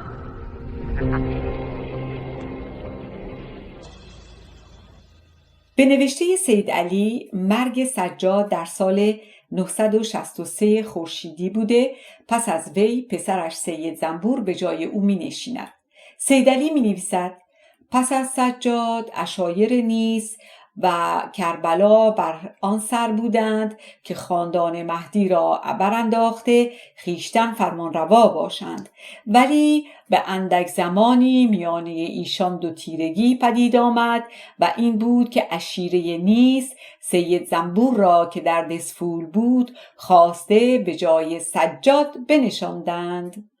زنبور تا سال 998 فرمانروا بوده تا سید مبارک او را از حویزه بیرون کرده، ولی از کارهای او در چند سال خبری در کتابها نیست. 2.7 سید مبارک سید بدران را گذشته از سید سجاد پسران دیگری بود. یکی از ایشان سید مطلب نام داشت که در زمان حکمرانی سجاد از او رنجیده به دورق که یکی از شهرهای باستانی در جنوب خوزستان بود رفته نشیمن گزید. این زمان دورق به دسته از بنی تمیم بود که به گفته سید علی در زمان سید محسن به خوزستان آمده و به دستور او در آنجا جای گزیده بودند. پیشوای ایشان که امیر عبدالعلی نام داشت سید مطلب را پذیرفته به نوازش و مهربانی برخاسته و سید مطلب دختری از بنی تمیم گرفته در میان ایشان به زندگی پرداخت. مطلب را نیز پسرانی بود که یکی از ایشان به نام سید مبارک چون از آغاز جوانی به آدم کشی و راهزنی برخاسته بود، مطلب او را از پیش خود راند و او همراه پسرعمویش فرج الله به رام هرمز نزد سلطان علی افشار رفت. سلطان علی از بیباکی مبارک بیم کرده آهنگ آن کرد که او را نابود سازد. مبارک این آهنگ را دریافته پیش از آن که او شام به این بخورد این چاشت به او خورد. بدین سان که روزی در شکار به هنگام گذشتن از جوی ناگهان از پشت سر شمشیر راند و سر او را از تنش دور ساخت و تا افشاریان آگاهی یافته پیرامون او را فرا گیرند همراه فرج الله گریخته جان به در برد. بدین سان آوازه آدمکشی و راهزنی مبارک بلند شد و چون او چشمای کبود داشت نزد اعراب به کبود چشم الزرق مشهور گردید. سید علی داستانهای درازی از او آورده که ما نیازی به نوشتن همه آنها نداریم. از جمله میگوید او در نزدیکی رام هرمز جایی را که چغاشیران نام داشت و تپه بلندی بود برگزیده جایگاه خود ساخته بود و برادرش خلف و دیگران را بر سر خود آورده و همراه آنان به هر کجا میتاخت و تالان و تاراج میکرد. چنان که گفتیم این زمان نوبت فرمانروایی در حویزه به سید زنبور پسر سجاد رسیده بود. هم گفتیم که عشیره کربلا که یکی از عشایر بزرگ حویزه بود با او دشمنی کرده کارشکنی می نمودند و چون مادر سید مبارک خواهر امیر برکه بزرگ آن عشیره بود، از این جهت امیر برکه نامه‌ای به سید مطلب نوشته مبارک را نزد خود طلبید که به دستیاری عشیره خود او را در حویزه به جای زنبور فرمانروا گرداند. سید مطلب با همه بیزاری که از مبارک داشت و او را از نزد خود دور رانده بود، این زمان او را طلبیده داستان نامه امیر برکه را باز گفت و او را نزد داعی خود فرستاد. امیر برکه چنان که نوید داده بود به یاری او برخاسته با سید زنبور جنگ نموده از حویزه بیرونش راند و مبارک را به جای او به تخت فرمانروایی جایگزین گردانید و این داستان در سال 969 خورشیدی بود. سید علی داستان درازی می نویسد که مبارک چون میان کربلا رفت داعی خود را کشته خیشتن به جای او بزرگ عشیره گردید و سپس با سید زنبور به جنگ برخاسته بر او نیز فیروزی یافت، ولی دانسته نیست که این داستان راست است یا دروغ. به هر حال مبارک فرمانروایی آغاز کرد و سال دیگر 999 زنبور را هم به دست آورده بکشت و دل از سوی او آسوده ساخت.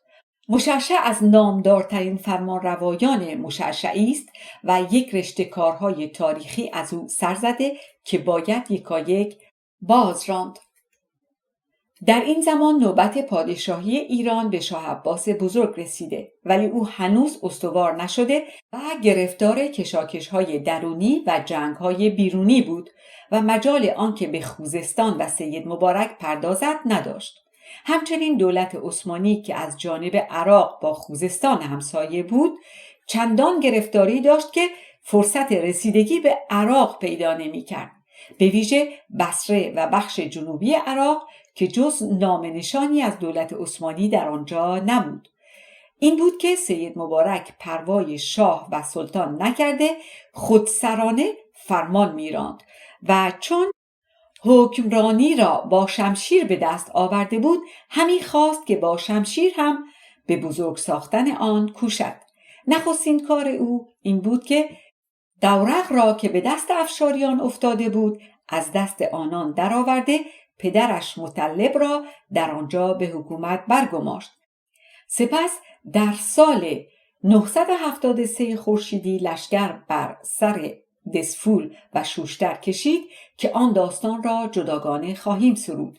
سپس در سال 974 خورشیدی به نواحی جزایر دست یافت تا نزدیکی‌های بصره به آن سرزمین‌ها دست یافته و بر شهر بصره باجی بست که روزانه دریافت می‌کرد و این باج پرداخته می‌شد تا افراسیاب پاشا دایری که داستان او را جداگانه خواهیم آورد از دادن آن سرباز زد و جزایر را نیز از دست مبارک درآورد. پانوشت 1 از مسوده‌های جواهری و زادالمسافل کعبی. بازگشت به متن، برگ 46 2-8. شورش افشاریان و سید مبارک به شاه عباس. ایل افشار که از زمان سلجوقیان به ایران آمده اند، در آغازهای قرن 6 هجری ما آنان را در خوزستان میابیم. شمل نامی از ایشان در زمان سلجوقیان 20 سال بیشتر در خوزستان فرمان روایی داشته که نامش در تاریخ‌ها باز مانده. چنان که گفته ایم در زمان صفویان نیز ایشان در خوزستان کهگیلویه فراوان بودند و چون بنیاد پادشاهی صفویان را ایلهای ترک که یکی از آنها افشار بوده گذارده بودند، این ایلها نیز همه کاره آن پادشاهی بودند که هر ایلی در سرزمینی که نشیمن داشت رشته اختیار آنجا را نیز از هر باره در دست داشت. افشاریان هم اختیاردار کهگیلویه و خوزستان بودند. پس از شاه طهماسب و پسر او اسماعیل میرزا که نوبت پادشاهی به سلطان محمد رسیده و او هم مردی کور و ناتوان بود، بیشتر ایلهای ایران رشته فرمانبرداری را گسیخته هر یکی در جای خود گردنکشی و خودسری می کردند و چون نوبت پادشاهی به شاه عباس رسید سالها با او نیز از در نافرمانی بودند تا او یکایک ایشان را رام و فرمانبردار گردانید. از جمله افشاریان به گفته اسکندر بیگ اگرچه اندک بازگشتی به دربار شاه داشتند اما فرمانبرداری که میبایست نمی نمودند. این بود که در سال 1003 شاه عباس مراد آقا جلودارباشی نامی را به خوزستان فرستاد و او چون به شوشتر رسید شاه وردی خان افشار که حاکم آنجا بود او را پذیرفته به دوژ سلاسل راه داد. با این همه مراد آقا او را گرفته کشت. افشاریان این ستم را بر خود هموار نکرده به شورش برخاستند و مراد آقا را در دژ سلاسل گرد فرو گرفتند. نیز کسی نزد سید مبارک فرستاده از او یاری طلبیدند. اما سید مبارک چنان که گفتیم او خودسرانه رفتار کرده پروای شاه را نداشت. اگرچه از راه دوراندیشی پسر خود سید ناصر را به درگاه شاه فرستاده دولتخواهی و فرمانبرداری آشکار کرده بود، ولی در دل اندیشه‌ای بجز خودسری نداشت و به گفته عالم آرا بی ادبی ها از او به منصه ظهور می رسید. این بود که همین که فرستاده افشاریان نزد او رسید بیدرنگ با لشکری از اعراب از حویزه بیرون تاخته نخست دسفول را به دست آورده کسان خود را در آنجا برگماشت. سپس به شوشتر آمده بیرون دژ سلاسل لشکرگاه ساخت. این خبر در قزوین به شاه عباس رسید و خواست که خیشتن لشکر بر خوزستان بیاورد.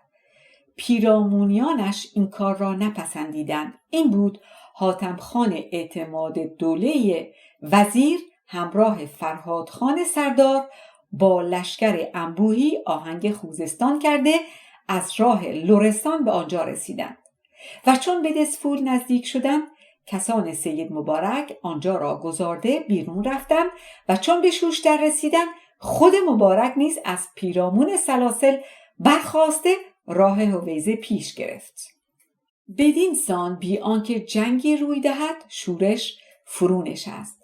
حاتم خان افشاریان را چه در شوشتر و چه در کهگیلویه رام گردانیده مهدی قلی خان نامی را عزیل شاملو در شوشتر به حکمرانی برنشاند. سید مبارک نیز از در پوزشخواهی درآمد، به گناهان گذشته خود اقرار و سوگند یاد کرد که در آینده گرد نافرمانی نگردد. با نوشته یک برگ 48 عالم آرا وقایع سال 1303 تا 1305 درباره ایل افشار، مقاله های نویسنده در سال 1 و 2 مجله آینده دیده شود. این گفتارها افشارهای خوزستان و ایل افشار در کتاب کاروند کسروی آمده است. بازگشته به متن. 2 شورش افشاریان و سید مبارک بار دوم. پس از این سامانها نظم در خوزستان حاتم خان و فرهاد خان به قزوین بازگردیدند، ولی در سال 1305 بار دیگر افشاریان به شورش برخاسته در رام هرمز گرد آمدند و در پرده با سید مبارک هم دست بودند، بلکه باید گفت سید مبارک آنان را بدین شورش برانگیخته بود. مهدی قلی خان این شنیده بیدرنگ آهنگ شورشیان کرد و در بیرون رام هرمز به ایشان رسیده جنگ نمود و آنان را پراکنده کرد، ولی چون باز میگشت در میان راه ناگهان به سید مبارک و اعراب برخورد که به یاری افشاریان از هویزه بیرون آمده بودند. اندک جنگی روی داده مهدی قلی خان چون سپاه خود را اندک میدید به دژی در آن نزدیکی پناهنده گشت. به گفته عالم آرا سید مبارک از بدرفتاری های مهدی قلی خان شکایت ها نزد شاه نوشته و همیشه در پی فرصتی بود که گوشمالی به او بدهد تا در این هنگام به دستاویز پشتیبانی از افشاریان به جنگ برخاسته لشکر بر سر او کشید و هنگامی که از رام هرمز برمیگشت سر راه بر او بگرفت. ولی چون از شاه عباس ترس بسیار داشت، چون مهدی قلی خان به دژی پناهنده گردیده گفتگوی آشتی به میان آورد. سید مبارک نیز به آشتی گراییده و پیمان نهادند که مبارک کوچ کرده روانه هویزه شود. سپس هم مهدی قلی خان از دژ بیرون آمده آهنگ شوشتر نماید و بدین سان شورش به پایان رسید.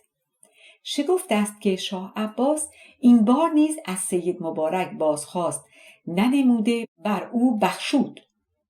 اسکندر بیک می نویسد حضرت اعلی نمی خواستند که سید مبارک را از این دولت مایوس گردانند. گویا شاه عباس ترس آن را داشت که اگر بر سید مبارک سخت گیرد او به دولت عثمانی که آن زمان دشمن بزرگ ایران بود گراییده خوزستان را به دست آنان می سپارد. باید گفت این اندیشه شاه بیجا نبوده، زیرا مشعشعیان جز از حکمرانی به چیز دیگری پایبند نبودند و برای ایشان سنی و شیعی یکی بود، به ویژه برای سید مبارک که مرد بیباک و ناپاکی بیش نبود و در کارها پروای کسی و چیزی را نمی کرد. اگر نوشته سید علی را باور نماییم، در آغاز پادشاهی شاه عباس که هر روز خبر دیگری از نیرومندی او به گوش سید مبارک می رسیده، او نامه‌ای به عبدالمومن خان که دشمن بزرگ دیگری برای ایران و آن هنگام در خراسان سرگرم کشتار و تاراج شهرها بود نوشته از او خواهش همدستی کرده بود که با هم به دشمنی با شاه عباس برخاسته او را از میان بردارند. پانوشت برگ 49. 1. عبدالمومن خان سردار ازبک که کیش سنی داشت و به خراسان یورش آورده نیشاپور و مشهد و آن پیرامونها را گرفته بود. 996 قمری ویراینده. 2. انالخارجی الزی بیننا واجب علینا ان نرفعه. از چنین کسی چه سختی داشت که با عثمانیان همدست شده آنان را به خوزستان بکشاند، به ویژه که والی بغداد همیشه این آرزو را داشت که به خوزستان دست پیدا کند، چنان که سیدعلی داستان جنگ او را با مبارک می نویسد. شاه عباس ناچار بود که با مبارک به سختی رفتار نکند تا کار به دخالت عثمانیان نکشد. نیز آرام کردن اعراب در خوزستان جز به دست مشعشعیان نشدنی بود.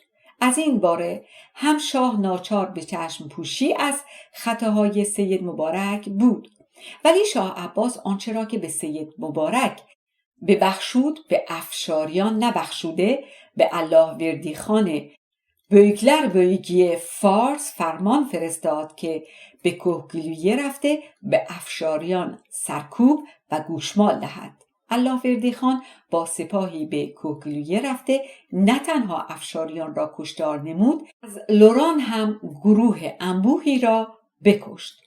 اسکندر بیگ می نویسد: بی دولتان بدبخت سرکشان افشار و الوار آنچنان گوشمالی یافتند که پس از آن خیال فساد پیرامون خاطر ایشان نگشت.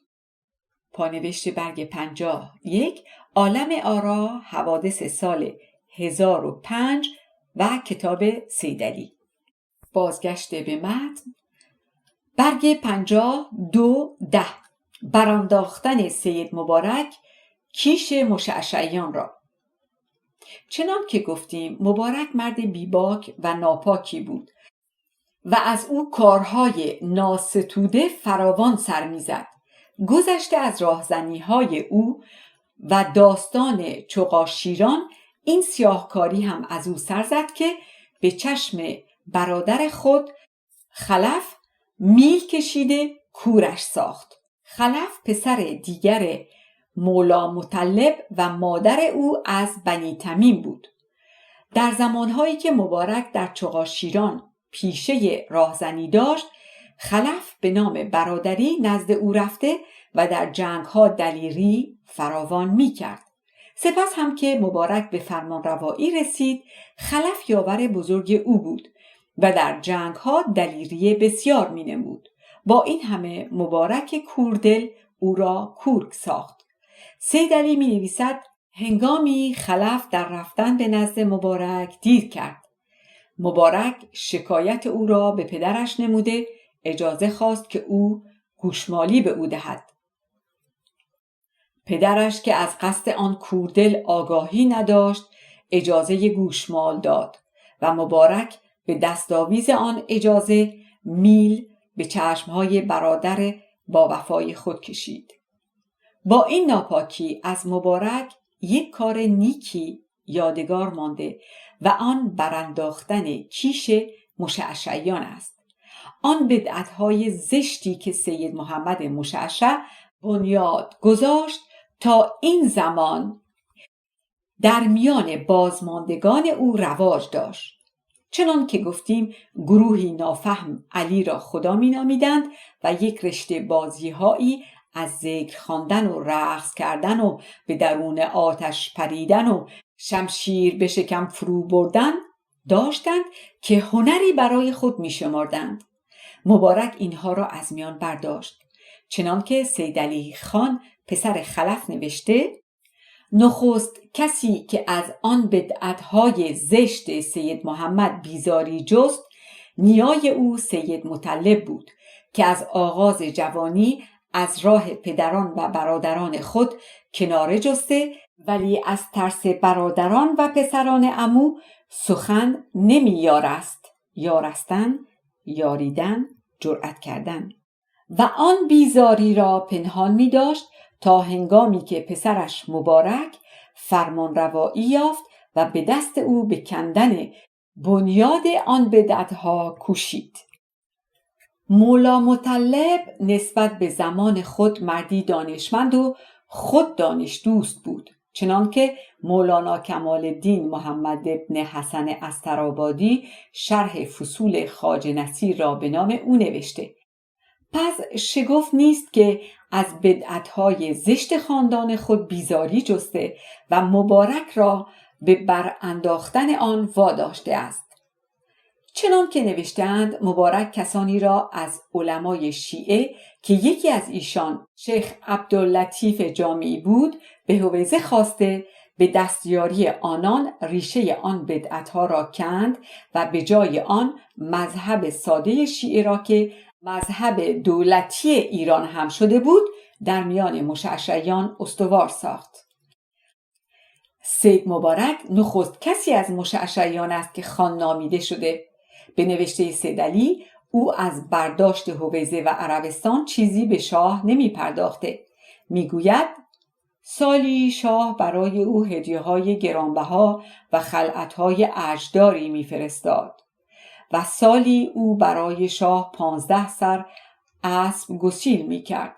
این رسم برپا بود تا هنگام حکمرانی سید منصور که اسب به 9 سر پایین آمده هدیه شاه نیز به 1 خلعت رسید.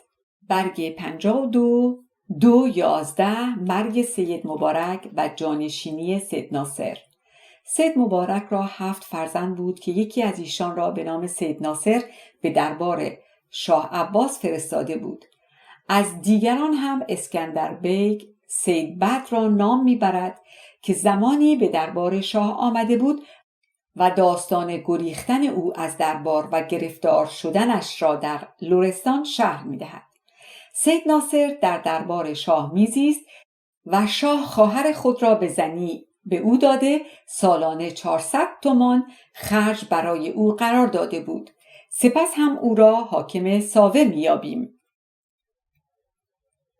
پانوشت 1 برگ 52 از روی آگاهی که داریم تومان زمان شاه عباس 10 برابر تومان امروزی بوده. نگاه کنید به کتاب کاروند کسروی گفتار ارزش دینار و تومان در قرون مختلفه. بازگشت به متن. باری 2 پسر مبارک که بدر و برکه باشند پیش از خود او به درود زندگی گفتند. مبارک از شاه خواستار شد که ناصر را نزد او بفرستد و در سال 995 خورشیدی بود که شاه عباس سید ناصر را به هویزه فرستاد. در همان سال مبارک هم درگذشت و ناصر به جای او فرمان روایی یافت، لیکن اندکی نگذشت که ناصر نیز درگذشت. پانوشت برگ 52 سید علی سال مرگ مبارک را 1026 می نویسد. ما نوشته اسکندر بیگ را برگزیده ایم. بازگشت به متن. برخی نوشتند که مدت فرمانروایی او پس از مبارک 7 روز بیشتر نبوده و مرگش با زهری بود که سید راشد به او خورانید.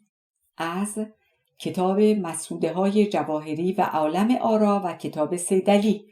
بازگشت به متن.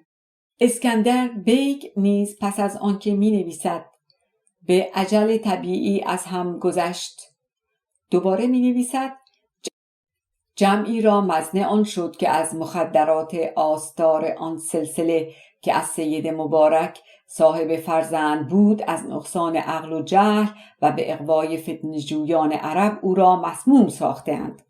به گفته اسکندر بیگ سید ناصر بسیار درمانده و مرد ناتوانی بوده که اگر هم نمی مرد در خور فرمان روایی نبود. برگ 53 2/12 سید راشد. پس از سید ناصر پسرعموی او سید راشد ابن سالم ابن مطلب به فرمان شاه عباس فرمان روایی یافت. سید علی داستان‌های از او و از نافرمانی اشایر به او آورده که چون استواری و نااستواری آنها دانسته نیست در اینجا نمی نویسیم. به هر حال زمان والیگری او نیز اندک بود و در سال 999 کشته گردید. چگونگی را چنان که در عالم آرا و کتاب سید علی نوشته این است که آل قضا بنی لام که بسته مشعشعیان بودند، پس از مرگ سید مبارک گروهی از آنان به خاک بصره رفته و در آنجا نشیمن گزیده بودند. سید راشد با سپاه اندکی بر سر آنان رفت که ایشان را بار دیگر به خوزستان بازگرداند و آنان ایستادگی نموده به جنگ برخاسته و سید راشد در جنگ کشته شد. پس از این حادثه مشعشعیان و اعراب هویزه به چند بخش شده و هر بخشی فرمانروای جداگانه‌ای برگزیدند. از جمله سید سلام نامی به دورق آمده و دوژ آنجا را استوار ساخته بیرق خودسری برافراشت و در همان سال امام قلی خان بögler بöگی فارس به فرمان شاه لشکر بر سر او آورده و او را از دورق بیرون راند و این شهر را که از آغاز والیگری مبارک به دست مشعشعیان بود از دست آنان بیرون آورد. 213 سید منصور خان سید محمد خان. سید منصور برادر سید مبارک بود و پس از مرگ او به دربار شاه عباس آمد و گویا آرزوی والیگری داشت، ولی شاه او را به استرآباد فرستاده تا راشد زنده بود در آنجا نگاه داشت. لیکن چون راشد کشته شد و چنان که گفتیم پراکندگی میان مشعشعیان و عشایر هویزه افتاد و دسته‌ای سید طهماسب نامی را به پیشوایی برگزیدند و دسته‌ای بر سر شیخ عبدالله لقمان نامی که هواخواه صفویان بود گرد آمدند و اگر نوشته سید علی را استوار بدانیم در شهر هویزه نیز سید محمد پسر سید مبارک کوس والیگری میزد. در این زمان بود که شاه عباس سید منصور را از استرآباد خواسته به والیگری عربستان فرستاد و لقب خانی به او بخشید و چون او در سال 1000 خورشیدی به خوزستان رسید، حاکم لرستان و حاکم شوشتر با سپاههای خود همراهی کرده و او را به هویزه رسانیده در تخت والیگری استوار ساختند و مشعشعیان خواه و ناخواه گردن به فرمان روایی او گذاردند. لیکن سید منصور در فرمان برداری و هواخواهی شاه پایدار نمانده در سال 1322 که شاه آهنگ تاخته به و بغداد را داشت، فرمان برای سید منصور فرستاد که با سپاه اعراب به اردو بپیوندد و او فرمان را نپذیرفته گردنکشی نمود. این بود که سال 1333 شاه عباس سید محمد خان پسر سید مبارک را که از دیر زمانی به دربار شاه آمده بود والی خوزستان ساخته همراه شیخ عبدالله لقمان به هویزه فرستاد و به امام قلی خان بögler بöگی فارس نوشت که به پشتیبانی او رهزبار عربستان شود. به گفته سید علی، سید محمد پیش از آن که به دربار شاه رود 2 بار سپاه گرد آورده با عموی خود منصور جنگیده و چون کاری از پیش نبرده ناگزیر پناه به دربار شاه برده بود. ولی این بار که فرمان شاه و سپاه امام قلی خان پشتیبان او بود به آسانی توانست کار از پیش ببرد. چون او به هویزه رسید سید منصور با گروهی از پیروان خود به دوژ شهر پناهنده گردید و امام قلی خان گرد آن دوژ فرا گرفت. سرانجام منصور از دژ گریخته و به میان آل فضول رفت و در آنجا دژی استوار کرده بنشست.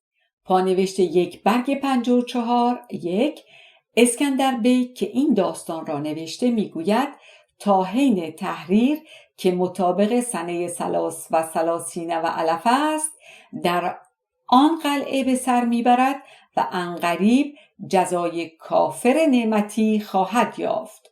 بازگشت به متن. برخی نوشتند که امام قلی خان را با سید محمد رابطه دوستی و یگانگی بس استوار شده، امام قلی دختر خود را به زنی سید محمد خان داده، خواهر او دختر سید مبارک را به زنی خود گرفته و سپاه او تا دیر زمانی در دژ هویزه برای پاسبانی به سید محمد خان نشیمن داشتند و گویا از همان هنگام رسم شد که همیشه سپاهی از قزلباش به پاسبانی والیان هویزه در آنجا نشیمن گیرند.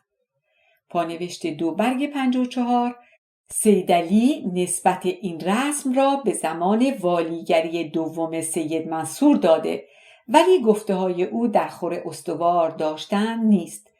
بازگشت به متن. پایان این فایل در برگ 54. مشعشعیان یا قسمتی از تاریخ خوزستان. نویسنده احمد کسروی. گویش آناهیتا ایرانی.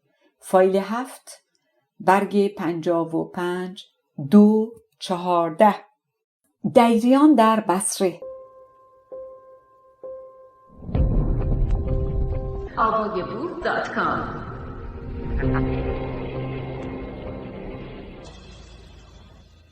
در اینجا باید رشته سخن را بریده کمی از خانواده دیری که در بصره فرمانروا بودند سخن رانیم، زیرا تاریخ مشعشعیان در این بخش با آن خانواده همبستگی پیدا می کند. در این زمان که نوبت پادشاهی در ایران از آن شاه عباس یکم و نوبت والیگری در هویزه از آن سید مبارک و جانشینان او بود، در بصره و بخش جنوبی عراق خاندانی به نام دیریان فرمانروایی داشتند که به استقلال فرمان می‌راندند.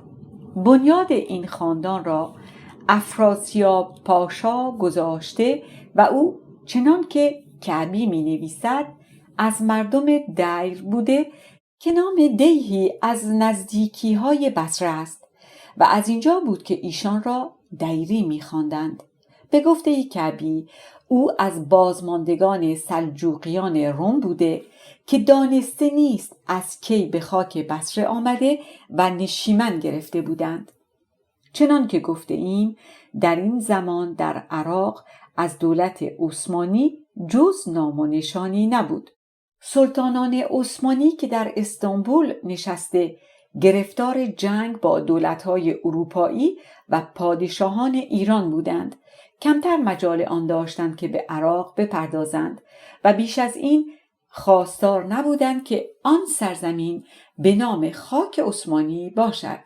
از اینجا بود که والی به بغداد فرستاده و رشته اختیار را از هر باره به دست او می سپردند و چه بسا که این والی به خودسری برخاسته یک رو به ایران نشان داده و یک رو به عثمانی و بدین سان خود را در میان دو دولت دشمن آسوده نگاه می داشت و چه بسا که در بصره و دیگر شهرها نیز کسانی به خودسری برخاسته آن رفتار را که والی بغداد با سلطان عثمانی می نمود اینان با والی بغداد می نمودند. به ویژه بصره و بخش‌های جنوبی عراق که بیشتر زمانها به دست گردنکشان بود و چنان که گفتیم گاهی نیز مشعشعیان دست به آنجا می انداختند. در سال 995 خورشیدی بصره به دست علی پاشا نامی از عثمانیان بود و افراسیاب دیری سمت دبیری سپاهیان آنجا را داشت. علی پاشا کاری از پیش نبرده و از پرداختن ماهیانه سپاهیان درمانده بود و با دلخواه خود حکمرانی را به افراسیاب سپرده و پولی از او دریافت کرده روانه استانبول گردید و تنها شرطی که برای افراسیاب بست این بود که او نام سلطان عثمانی را از خطبه نیندازد. بدین سان افراسیاب رشته حکمرانی را به دست آورد و چون مرد کاردانی بود با مردم رفتار نیکو می کرد، در اندک زمانی نام او بلند گردید و مردم او را دوست داشتند. و چنان که گفتیم او بود که باجی را که سید مبارک روزانه از بصره می گرفت برید و پس از زمانی جزایر را هم از دست مبارک درآورد. نیز او قبان را که جایی از خوزستان است گشاده کعبیان را در آنجا نشیمن داد، چنان که ما این داستان را در جای دیگری نوشته ایم. پس از 7 سال حکمرانی افراسیاب مرده پسر او علی پاشا جانشینی یافت. او نیز مرد نیک و خردمندی بود و در زمان او بصره و آن پیرامونها آبادی فراوان یافت و مردم به آسایش و خرسندی رسیدند. چنان که کعبی زمان او را از جهت آسایش مردم و آبادی شهرها مانند زمان هارون الرشید می شمارد. پس از 45 سال حکمرانی علی پاشا نیز مرده و نوبت حکمرانی به پسر او حسین پاشا رسید که داستان او را در جای دیگر خواهیم سرود. پانوشت برگ 56 برگرفته شده از ذات المسافر کعبی. بازگشت به متن. 2:15 گرد فرا گرفتن امام قلی خان بصره را و بازگشت او. چنان که می‌دانیم یکی از کارهای زمان شاه عباس گشادن ایرانیان است. بغداد و دیگر شهرهای شمالی را که در سال 1002 خورشیدی و سالهای پس از آن روی داد. پس از این فیروزی ها شاه عباس آهنگ آن کرد که بصره را نیز از دست علی پاشا گرفته سراسر عراق را از آن ایرانیان گرداند. این بود که امام قلی خان بیگلربیگی فارس را با لشکرهای فارس و لرستان و کردستان روانه آنجا گردانید. امام قلی خان در سال 1007 علی پاشا را در بصره به محاصره گرفت. سید محمد خان والی هویزه نیز در این لشکرکشی با او بود. کعبی می نویسد کار بر علی پاشا سخت گردید، ولی چون مردم او را دوست می داشتند و هواخواه او بودند رخنه‌ای در کارش پیدا نشد. پانوشت 1 برگ 57 کعبی تاریخ این حادثه را در سال 1036 نوشته. می گوید شیخ عبدالعلی هویزی در قصیده‌ای که علی پاشا را ستوده تاریخ آن حادثه را در نیم بیتی چنین می سراید: علی دمرالخان. ولی مردن شاه عباس و بازگشتن امام قلی خان یقین است که در سال 1037 قمری بوده. پس باید گفت که در آن نیم بیت تاریخی شیخ هویزی علی دمرالخانا بوده که کعبی چون خودش در سال حادثه اشتباه داشته عبارت را نیز با عوض کردن و الف اطلاق را از آخر آن انداخته است. بازگشت به متن. به هر حال در میان این محاصره و سختگیری بود که ناگهان خبر مرگ شاه عباس و جانشینی شاه صفی رسید و امام قلی خان دست از محاصره برداشته به فارس بازگردید. برخی نوشتند که شاه صفی فرمان بازگشت فرستاده و امام قلی را به پایتخت خواسته بود. داستان کشته شدن امام قلی و پسرانش به فرمان شاه صفی در تاریخ‌ها شناخته شده است. پانوشت 2 برگ 57 درباره کینه شاه صفی با امام قلی خان و پسران او تارونیه شرح درازی نوشته که اگر در خور باور کردن باشد بهترین شرح داستان است. بازگشت به متن. اما سید محمد خان تا سال 1044 والی هویزه بوده تا در آن سال سید منصور که شاید تا این هنگام میان آل فضول به سر می برده به اصفهان به دربار شاه صفی رفته و شاه او را نواخته و والیگری عربستان را به نام او کرده روانه هویزه گردانید. گویا به جهت خویشاوندی که سید محمد خان با امام قلی پیدا کرده بود، شاه صفی نابودی او را می‌خواست. به هر حال چون منصور به هویزه رسید، سید محمد خان را گرفته کور ساخت و خویشتن به والیگری پرداخت. پانوشته 3 برگ 57 سیدعلی یاد فرستادن او به مازندران می‌کند، ولی چون جمله های او پراکنده و پریشان است، دانسته نیست که کی این کار روی داده. بازگشته به متن.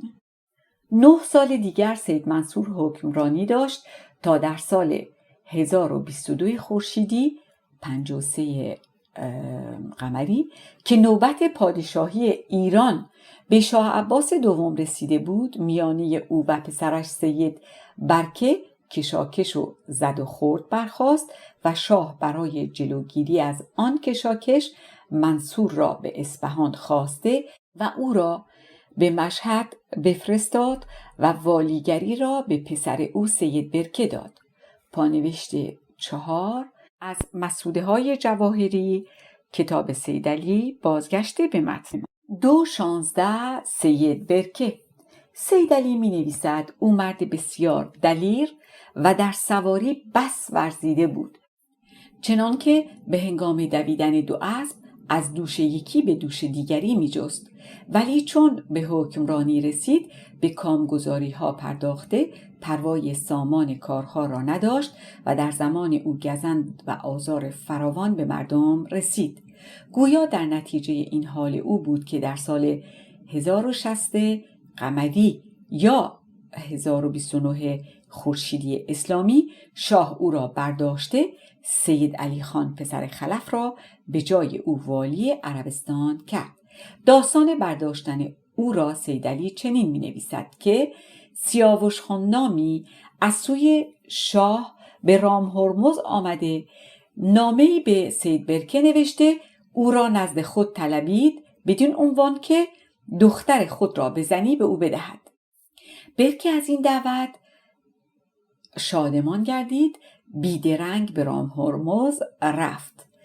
سیاوش خان او را گرفته به اصفهان برد و از آنجا او را به مشهد نزد پدرش منصور که هنوز زنده بود فرستادند.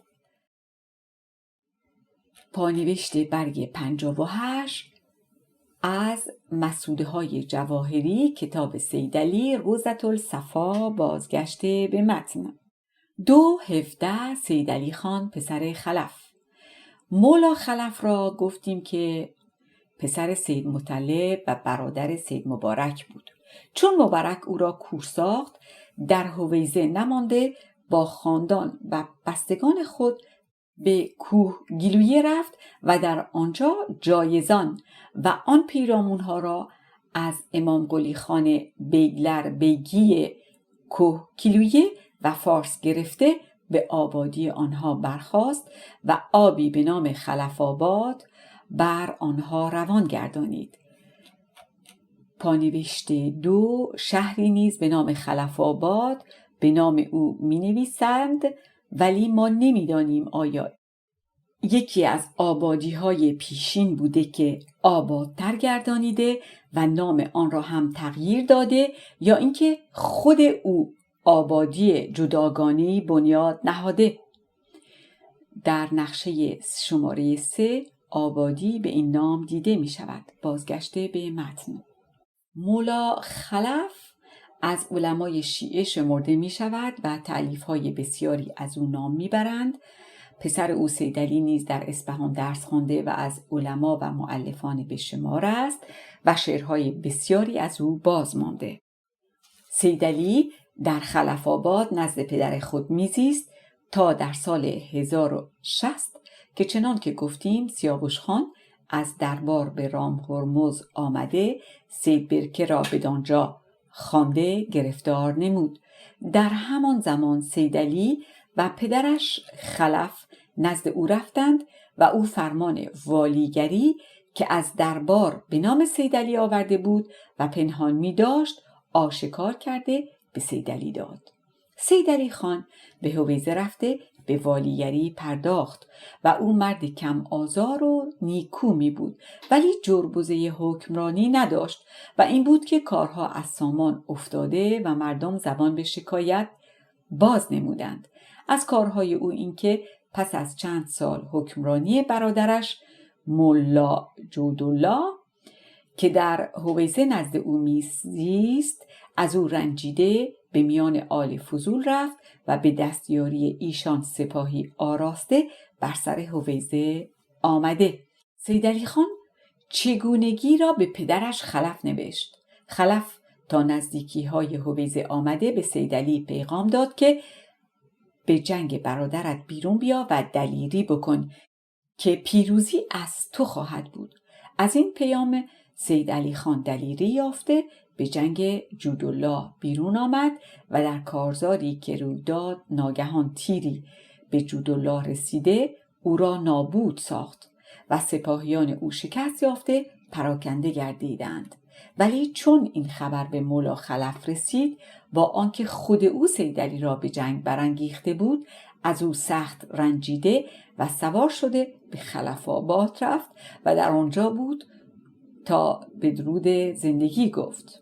اما سیدعلی خان کارهای او همچنان بی سامان و آشفته بود و پسران و کسان او به مردم آزار می نمودند تا پس از سالهایی اعراب به سطوح آمده به همدستی پسرش سید حسین بر او شوریدند و او را از حویزه بیرون رانده سید حسین را به جای او به والیگری برنشاندند.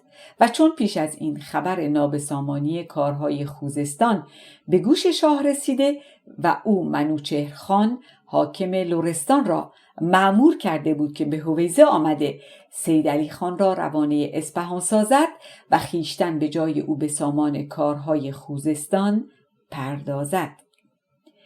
در این هنگام شوریدن اعراب بر سیدعلی خان بود که منوچهر خان به خوزستان رسید.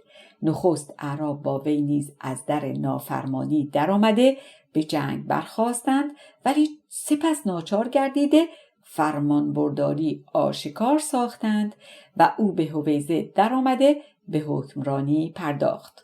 سیدعلی خان نیز با پسران و بستگان خود روانه اصفهان گردید. اما منوچهر خان بیش از 2 سال در حویزه نماند که بار دیگر به لرستان بازگشت. سیدعلی می نویسد او چون طمع به اسبهای اعراب کرده هر کجا اسب گرانبهایی سراغ می گرفت با زور از دست دارندش در می آورد و آنگاه او دختر خود ماهپاره را آشکار سوار اسب کرده همراه خود به شکار می برد. اعراب به دستاویز این کارهای او آماده شورش بودند و او چگونگی را دریافته به شاه نوشت که حکمرانی حویزه جز از دست سادات مشعشعی بر نمی آید و اجازه گرفت که به لرستان بازگردد. پس از او 2 سال هم گماشته ای از جانب شاه به کارهای حویزه رسیدگی داشت تا سیدعلی خان پس از 4 سال درنگ در اصفهان به فرمان شاه بار دیگر به حویزه بازگشت. در این بار نیز سیدعلی خان توانایی چندانی نداشت و پسران بسیار او به مردم چیرگی می نمودند. سیدعلی نوه او یک رشته داستانهای از او و از پسرانش نوشته که ما در اینجا نمی آوریم. در این زمان هم پادشاهی صفویان روی به افتادن و پایین رفتن داشت و روز به روز از شکوه و توانایی آن میکاست و هم والیگری مشعشعیان رونق خود را از دست داده زمان به زمان نابسامانی کار ایشان بیشتر میگردید.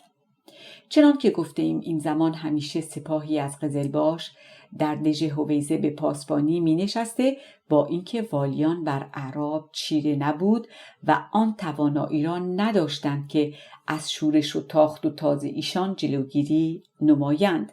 اگر پادشاهی صفویان شکوه و زور خود را از دست نداده بود و در این هنگام به آسانی می توانست ریشه مشعشعیان را از خوزستان براندازد، ولی خود صفویان این زمان حال مشعشعیان را داشتند و رشته کارها به دست کسانی چون شاه سلیمان و شاه سلطان حسین افتاده بود و از پادشاهی و فرمانروایی جز نامی باز نمانده بود.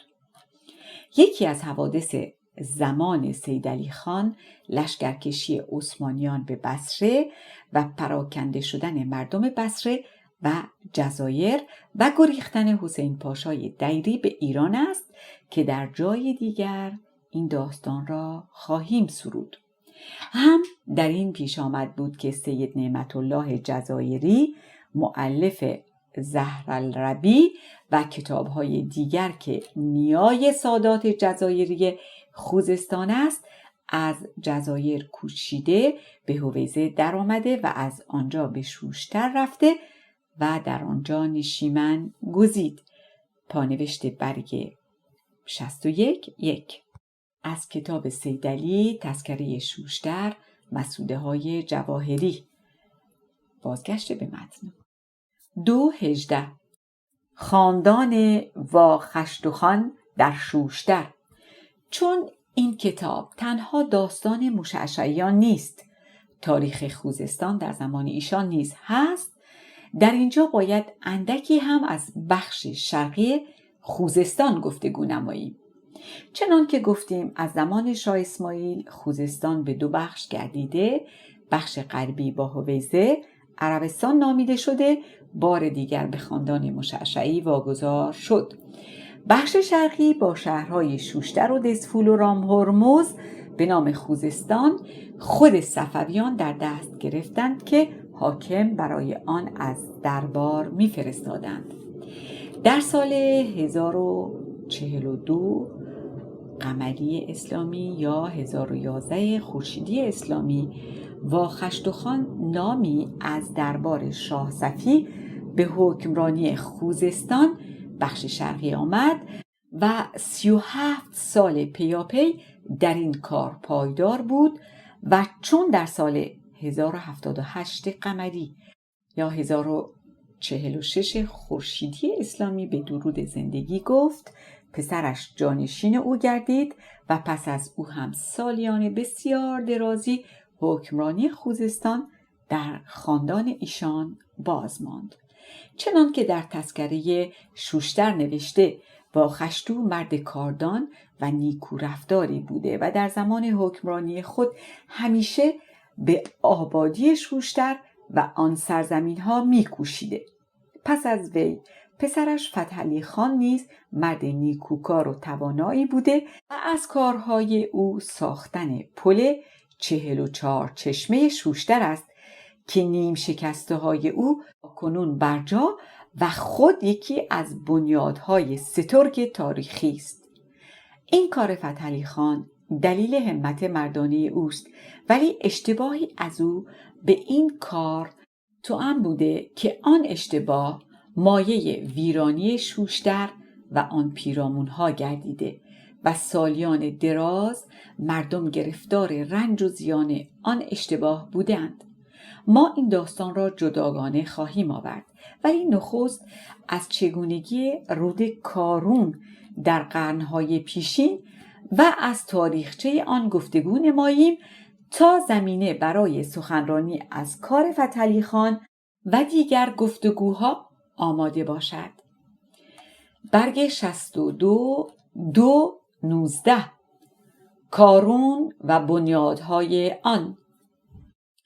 اگر سفری به خوزستان کرده و در سوی شمالی شوشتر در آنجا که رود کارون به برابر آن شهر میرسد ایستاده تماشایی کنیم، خواهیم دید کارون که بزرگترین رود خوزستان بلکه بزرگترین رود امروزی ایران است، چون از میان کوههای بختیاری در آمده به دشت خوزستان میرسد. در آغاز دشت یک شاخه می باشد که از شمال به جنوب روان است، ولی چون به برابر شهر شوشتر می رسد در بالا سر آن شهر به دو شاخه گردیده، شاخه کوچکتری که رود گرگر و دودانگه نامیده می شود همچنان با خط راست از کنار شرقی شهر رو به جنوب روان می شود، ولی شاخه بزرگتر که رود شتیت است و چهاردانگه نامیده می شود. به سوی غرب می پیچد که از شمال شهر روان گردیده پس از مسافتی آن نیز بار دیگر رو به جنوب کرده در روبرو شاخه دیگری به دوری 2 فرسنگ کم و بیش از هم راه می پیماید. اگر ما دنباله یکی از 2 رود را گرفته از کنار آن راه پیماییم خواهیم دید که سرانجام در بند قیر که 7 یا 8 فرسخ دوری از شوشتر دارد بار دیگر 2 شاخه به هم پیوسته یک رود می گردند و زمین هایی که از شوشتر تا بند قیر میانه 2 شاخه رود نهاده و دارای یک رشته آبادی هاست میاناب یا به زبان خود شوشتریان مینو نامیده می شود. اگر بار دیگر به بالا سر شوشتر بازگشته در آن جداگاه 2 شاخه ایستاده به چپ و راست نگاه کنیم از یک سو در دهنه شتیت به دوری 200-300 گام پلی را دارای 44 چشمه بزرگ و 43 چشمه کوچک خواهیم دید که اکنون بسیاری از چشمه‌های آن برافتاده و آمد و شد از روی آن نمی شود، ولی خود از بزرگترین بنیاد هاست. زیرا آن پل چادوروان به نام شوشتر است که از زمانهای باستان باز مانده و مؤلفان پیشین آن را یکی از شگفتی‌های جهان به شمار آورده‌اند. پانوشت برگ 62 ندانستیم نویسنده این جداگاه را کجا بدیده داشته که دوری پل شادوروان تا آنجا را 200 یا 300 گام به حساب آورده. در برگ 73 این کتاب دهانه جوی داریان را جداگاه شتیت و گرگر نشان می دهد. ولی دوری از آنجا تا پل شادوروان باز هم از روی نقشه گوگل ارت بسیار بیش از این است. آیا 1200-300 گام بوده و 1000 در چاپ افتاده؟ ویراینده بازگشت به متن. از سوی دیگر بر دهنه رود گرگر بندی را خواهیم دید که آن نیز از بزرگترین بنیاد هاست و بند میزان یا بند محمد علی میرزا یا بند خاقان نامیده می شود.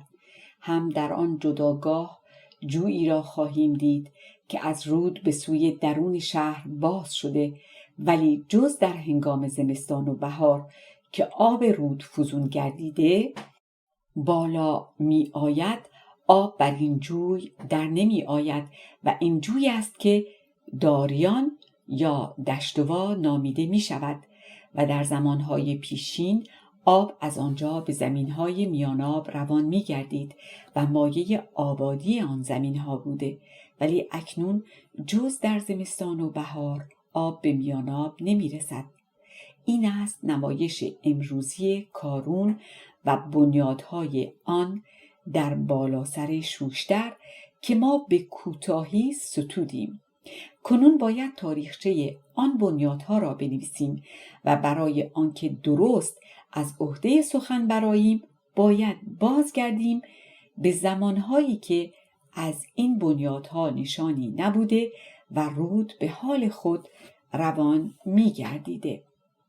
نخست باید دانست که شهر شوشتر بر روی تخت سنگی نهاده که سراسر زمین آن جز سنگ یک لختی نیست، ولی سنگ نرمی که کلند بر آن کار می کند و این است که در هر خانه‌ای آن را شکافته و زیرزمینی به گودی 10 و اندی گز پدید می آورند و این زیرزمین هاست که در گرمای جانسوز تابستان پناهگاه مردم می باشد. در برابر این تخت سنگ است که کارون به 2 شاخه گردیده، چنان که گفتیم شاخه‌ای به غرب پیچیده از شمال شهر روان می شود و پس از مسافتی بار دیگر به جنوب باز می گردد و شاخه دیگری از جانب شرقی روان می باشد. باید دانست که اصل گذرگاه یا بستر رود همان است که امروز گذرگاه شاخه شتید می باشد. شاخه شرقی را سپس با دست کنده و پدید آورده‌اند. دلیل این سخن گذشته از نوشته های تاریخ نویسان که کندن آن را به اردشیر بابکان نسبت داده‌اند این است که آن شاخه به مسافت 1 فرسخ یا 1.5 کیلومتر تخت سنگ را شکافته از میان آن می‌گذرد و خود پیداست که چنین کاری جز با کلند و به دست آدمیان نمی‌تواند بود. باید گفت زمانی بوده که همه آب رود از یک گذرگاه روان بوده و از همان گذرگاه یکسره به دریا می ریخته و چون به علت ژرفی آن جز مقدار بسیار اندکی از آن به مصرف آبیاری زمین ها نمی رسیده، کسانی چنین اندیشیدند که جویی از آن جدا کرده بتوانند مقدار بسیار انبوهی از آب را به مصرف آبیاری برسانند و برای این کار بالا سر شوشتر را که رود در آنجا به تخت سنگ برخورده به سوی غرب می پیچد بهتر دانستند و این است که برابر بخش بالایین رود تخت سنگ را شکافته و جویی را که می خواستند پدید آوردند و برای آنکه آب بر آن جوی بنشیند شادروان را که خود بندی است در گذرگاه دیرین رود در برابر دهنه جوی نوین ساختند. بدین سان که 1 مایل در 1 مایل بستر رود را با سنگ‌های بسیار بزرگ فرش کرده و بالا آورده‌اند و آن سنگ‌ها را چنان استوار گردانیدند که قرنها در برابر سیل‌های کوه شکاف ایستادگی نموده. اگر گفته مؤلفان پیشین را استوار بدانیم، در این بنیاد گذشته از سنگ و ساروج آهن نیز به کار رفته که سنگ‌ها را با میله یا حلقه آهنین با هم جفت گردانیدند. پانوشت برگ 65 مایل جزء شمارش اروپایی می باشد که 1/1 دوری درازایی در زمان گذشته بوده و اندازه آن نیک روشن نیست. در فرهنگ ها آن را 3 فرسنگ نوشتند، گویی که فرسنگ را نیز هم یک اندازه ندانستند. بیشتر فرسنگ را 6 کیلومتر به شمار آوردند. ویراینده بازگشته به متن. این مؤلفان نسبت ساختن شادروان را به شاپور یکم پسر اردشیر دادند. برخی هم افسانه‌ای نوشته‌اند که شاپور چون والریان قیصر روم را در جنگ دستگیر ساخت، او را به ساختن این بند برانگیخت و او کارگران انبوه از روم خواسته آن را بنیاد نهاد. شاید این افسانه از آنجا برخاسته که شاپور اسیران رومی را که فراوان به دست آورده بود در ساختن شادروان به کار واداشته. شاید بنا و مهندس هم از میان رومیان بوده. به هر حال این بیگمان است که آن را جز پادشاهی بنیاد ننهاده و نیز مانعی نیست که ما گفته تاریخ نویسان را پذیرفته شاپور را بنیادگذار آن بدانیم، به ویژه با پروایی که پادشاهان ساسانی را به خوزستان بوده و بنیادهای دیگری نیز از آنان در این سرزمین به یادگار مانده است. پایان این فایل در برگ 66. آوای بوف یک گروه مردم نهاد است که به دست شماری دوستان کتاب و خواستار بالا بردن فرهنگ نسک و نسک خوانی و استواری خرد همگانی به وجود آمده است و تاکنون پخش هزاران نوشته سانسور و بازداشت شده به دست رژیم اسلامی را در کارنامه خود دارد.